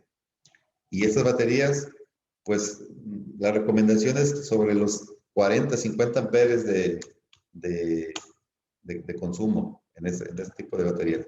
Entonces, una batería de 110 ampere hora de ciclo profundo me va a dar 12 volts, 1200 watts y 50 amperes para trabajar. Pero aquí está la respuesta de la pregunta que hicieron hace rato. ¿Cuánto es lo que te recomienda el fabricante de uso de una batería de ciclo profundo? ¿Sí? Normalmente lo que ellos te dicen, la recomendación es que uses el 40% de la energía de la batería. ¿Sí? Ciclo profundo ya es un 40%, fíjense. Una batería de un carro le llaman batería de arranque. Esa no te recomienda más del 10% que la descargues. ¿Por qué? Sí la puedes descargar, obviamente, y ya seguramente más de alguno le ha pasado, que lo descargan de más y lo que empieza a pasar es que la vida útil de la batería se empieza a ir muy rápidamente. ¿Por qué? Porque no soportan descargas profundas las baterías de ¿cómo se llama? De plomo ácido. Entonces, una batería de 12 volts de 110 ampere hora, aquí le voy a poner 110 ampere hora, ¿sí? Me va a entregar, o sea, le debo de calcular un máximo de 1200 por 0.4. O sea, que yo podría usar 480 watts hora disponibles de esa batería. Si quiero mantenerle su vida útil de los ciclos que te recomienda el fabricante, ¿sí? Si yo la quiero usar a los 1200, pues yo la puedo usar. Total, en 3 meses ya no tengo batería, ¿verdad? Eso es lo que va a pasar. Entonces, esa es la recomendación que hacen ahí ellos. En el caso del litio, la disponibilidad de la energía es completa. O sea, yo puedo usar los 400 watts de la batería sin ningún problema. ¿Sí? El litio no tiene ese problema. Entonces, esa es la razón por la que se reduce mucho el tamaño entre un litio y un ciclo profundo. Se fijan, el tamaño de esta batería, de una batería normal de ciclo profundo, ahorita no sé si hayan visto las baterías que tenemos nosotros aquí, pero ahorita vamos a ver unas imágenes. El equivalente casi sería 400 contra 480, casi lo mismo, ¿sí? En costo, va a andar un poquito más cara la de ciclo profundo que la de litio, la que tenemos aquí. Y en tamaño, pues va a ser como la cuarta parte del tamaño de una con la otra, ¿sí? Entonces, ahí están las ventajas muy importantes de litio, ¿no? Entonces, que no podemos usar el 100%. Por aquí tengo una presentación, dejen ponérselas aquí. Es una imagen de la batería. Mencionaba, del lado derecho la batería que estamos usando para esta aplicación ahorita, aquí dice 12 volts por el estándar, ¿no? Pero en realidad es 13.4, les decía. Ya destapada, tenemos aquí todas las celdas, aquí están todas, un arreglo de serie y paralelos para dar la potencia de 400 watts ahora que hablamos, y su circuito de protección. Todas las baterías traen este circuito de protección. Es un BMS, se llama, es Battery Managing System. ¿Qué es lo que hace? Protege el litio ¿de qué? De altos voltajes, de bajos voltajes y de cortocircuitos o sobrecargas. Eso es lo que hace este circuito de aquí, ¿sí? Entonces, cuando yo pongo la carga del panel hacia las baterías, el controlador tiene un valor máximo de voltaje en el cual debe cortarle su voltaje a la batería, ¿sale? Entonces, normalmente el controlador es el que hace esa función, pero vamos a suponer que por una razón falla el controlador y sigue metiendo voltaje. Entonces, el BMS, va a detectar el voltaje alto y va a abrir estos semiconductores para evitar que siga entrándole corriente a las baterías y la protege de esa manera. Por el contrario, si el usuario usa la batería de más y le consume, va a llegar a un valor mínimo de la batería en el que dice, yo ya no puedo más y antes de que me dañe, ¡pum!, me abro. Y te abre a un voltaje mínimo. Me parece que es sobre 2.4, 2.5 volts el valor mínimo de litio para que no se dañe. El litio se va a dañar si lo mandamos por abajo de sus valores. ¿Sí? Entonces, este BMS lo que va a hacer es protege contra el bajo voltaje o contra el alto voltaje. Y si usted lo pone en corto, pues se protege también. Te bloquea la salida y no te pasa nada, ¿no? Esa es la ventaja de este circuito que tenemos aquí en el BMS. ¿Sale? Entonces, aquí tenemos el arreglo de todas las celdas de esta capacidad para este equipo que nos van a permitir dar los 400 Wh. Aquí tengo una imagen de la batería que les estaba hablando hace rato. Esta batería es una sola batería grande. Esta celda es de 3.2 volts cada una y tengo una serie de 15 celdas aquí, entre todas. ¿Qué tengo aquí? Si se fijan, aquí tengo el conector, miren, un bus grueso, ¿sí? ¿Por qué? Porque esta batería es para 100 amperoras, ¿sí? Entonces, aquí, el BMS es lo estamos cambiando a este tipo de BMS porque este sí me da la capacidad de 100 amperoras para protegerme la batería. Entonces, esta batería en poco tiempo ya va a estar disponible para que podamos usarla también. Esta batería, así como la ven, son 5.3 kilowatts más o menos, kilowatt hora de almacenamiento, ¿sí? A diferencia del azul que les mostré anterior, esta puede sacarle 100 amperes de continuo. Esa es la ventaja de esta batería. Y en la otra no podemos sacar esa corriente tan alta. La corriente de la otra depende de la cantidad de paralelos que yo tenga de baterías para la suma de corrientes máxima que puedo dar, ¿no?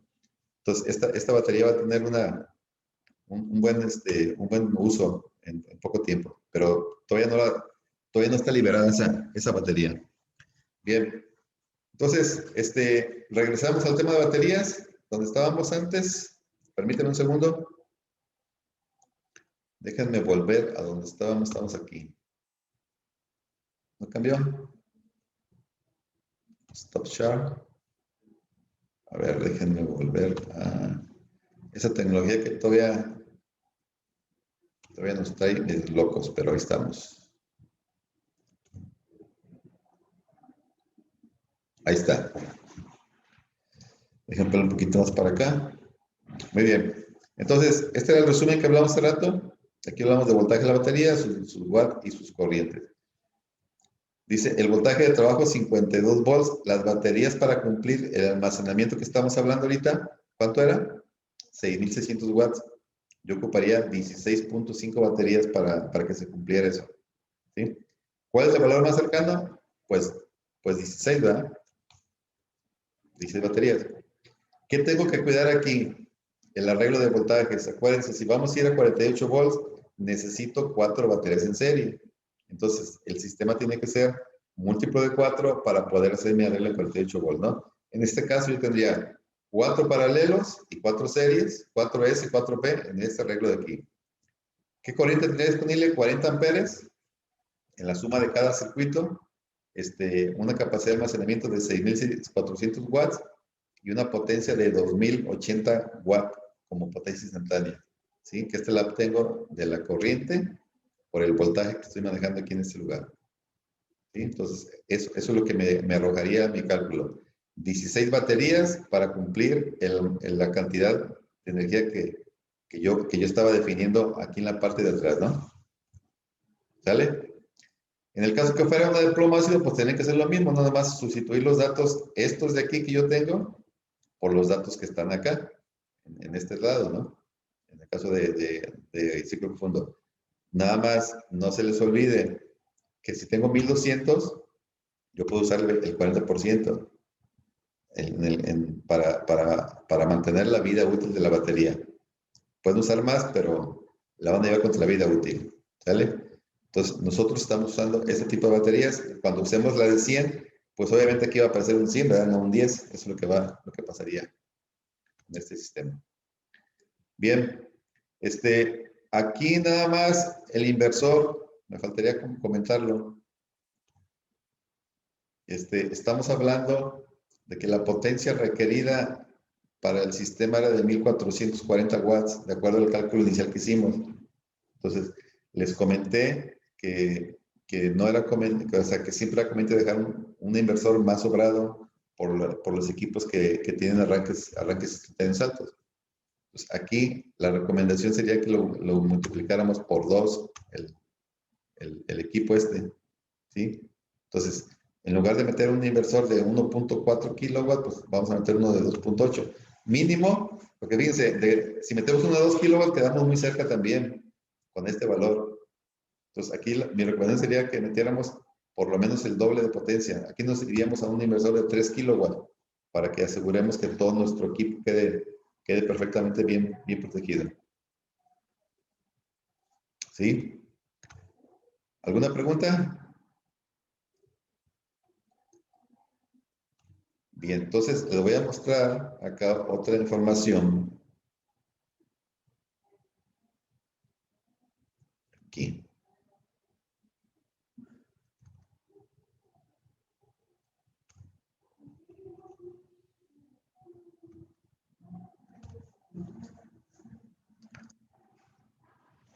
Nada más como para redondear, esta es la imagen de nuestros generadores que estamos haciendo ahorita. En esta caja queda contenido todo, baterías, controladores, protecciones, inversor y todo junto. Entonces está compuesto de los paneles, de acuerdo a la cantidad, de acuerdo a cada modelo, el controlador MPPT, que este controlador aparte trae la ventaja de que tiene una aplicación por teléfono en la que a través de Bluetooth podemos comunicarnos con él para configurarlo, o lo más interesante de esto es que guarda la información 60 días de lo que está pasando ahí en el sistema, ¿no? Tú puedes ir a ver una gráfica, creo que aquí traigo una ahorita, puedes ir a monitorearlo y entonces te va a dar la gráfica de los últimos 60 días y te vas a dar cuenta si el equipo se está usando de más, se está cargando bien o no está cargando bien, y tú tienes la información en la mano que te permite tomar decisiones rápidamente, ¿no? Es una ventaja de este controlador, que ya viene con esa función integrada.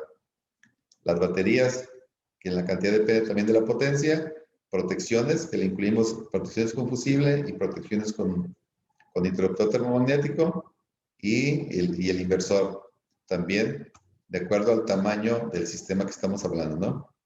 Aquí una vista ya interior, está el equipo. Tenemos el controlador MPPT aquí dentro, el 2 son los portafusibles, el 3 el interruptor, 4 baterías, 5 este bus de corriente directa. Bueno, aquí está otra vez, el mismo de otra vista. Este bus es muy importante, creo yo, porque, a ver, ahorita se los comento en la otra imagen. Es un bus de corriente directa que agregamos aquí al sistema, el 5. El 6 es el diagrama del sistema, aquí va el diagrama completo. Fijan, todos los cables van etiquetados, todos los componentes van etiquetados, están identificados todos. Entonces, ustedes van a ver en el diagrama todos los cables identificados. Ustedes quieren saber, a ver, ¿qué es el más B? Ah, el más B aquí está indicado en tal lado y ustedes acá lo van a encontrar. O sea, no hay manera que te pierdas. Lo que ves aquí identificado lo vas a ver acá en vivo, para que a la hora de que tú puedas hacer un diagnóstico o cualquier cosa, tengas chance de que te ubiques con el diagrama y con la parte física, ¿no? Del equipo. Entonces, traes el diagrama, aquí trae la hoja de especificaciones del equipo, que es el 7, el 8, la entrada de paneles que está aquí arriba, y el 9, el inversor, que no se alcanza a ver, si no se alcanza a ver. Sí, el inversor aquí. Esa es una vista más de frente del equipo.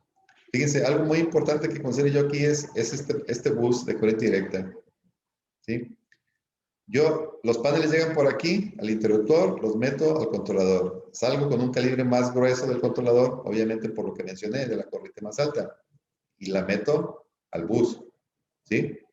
Todas las baterías van con un calibre adecuado desde su positivo hasta el bus positivo, y los negativos a los fusibles, y de los fusibles van al bus negativo.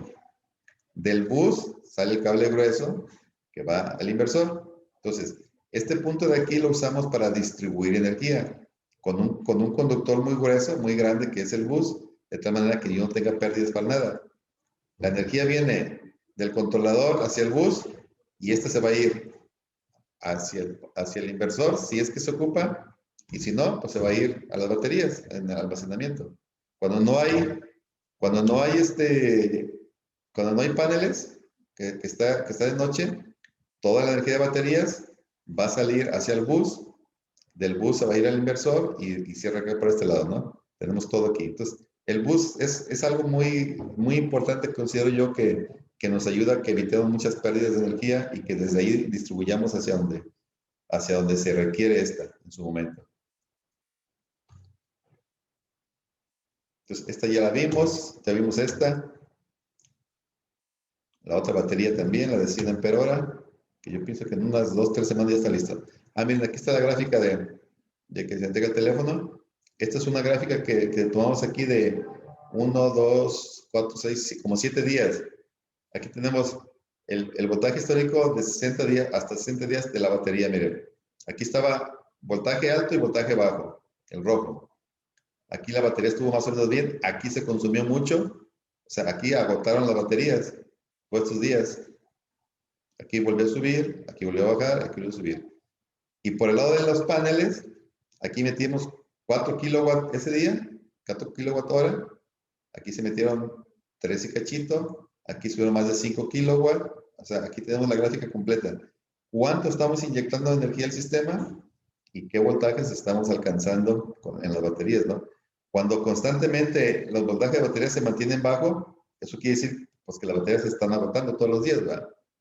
Entonces, eso les da a ustedes la herramienta para definir si un sistema al final quedó bien dimensionado y está trabajándose bien o realmente está muy sobrado. También podría ser, ¿verdad? También podría ser que estuviera demasiado sobrado.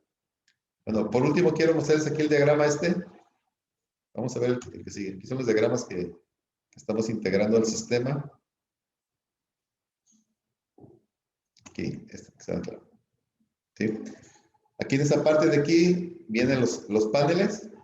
¿Sí? Ese es el caso del generador más grande del 9900 que lleva los 6 paneles que mencionamos. Fíjense, aquí es una regla serie. El más con el más viene para acá y el menos viene para acá. Igual más con menos, más para acá y menos para acá. Ese es el arreglo. 3 series y 3 paralelos. Estos normalmente les mandamos con fusibles para que tengan protección allá arriba y puedan hacer los empalmes aquí arriba también, ¿cómo se llama? En la azotea. Tenemos el controlador de carga a través de un interruptor que entra aquí y nuestra salida llega al bus que hablamos ahorita. Este es el bus positivo, el bus negativo. ¿Sí? Tenemos el arreglo de baterías más B1 con 4 baterías en serie, más B5 con 4 baterías en serie, más B9 y más B13 con 4 baterías en serie. Cada una lleva su fusible y conectadas al mismo bus. Y del bus salimos a través del interruptor hasta el inversor. ¿Sí? Entonces, todo eso que ven aquí ustedes ahorita identificado con números, todo eso físicamente lo van a encontrar dentro del controlador. ¿Sí? Entonces, es muy fácil identificar una cosa y la otra, ¿no? Que no sepan qué es una cosa y que no sepan qué es la otra. Entonces, este diagrama va pegado ahí al equipo, entonces, de tal manera que ustedes no tienen manera de perderse, pues, en ese asunto.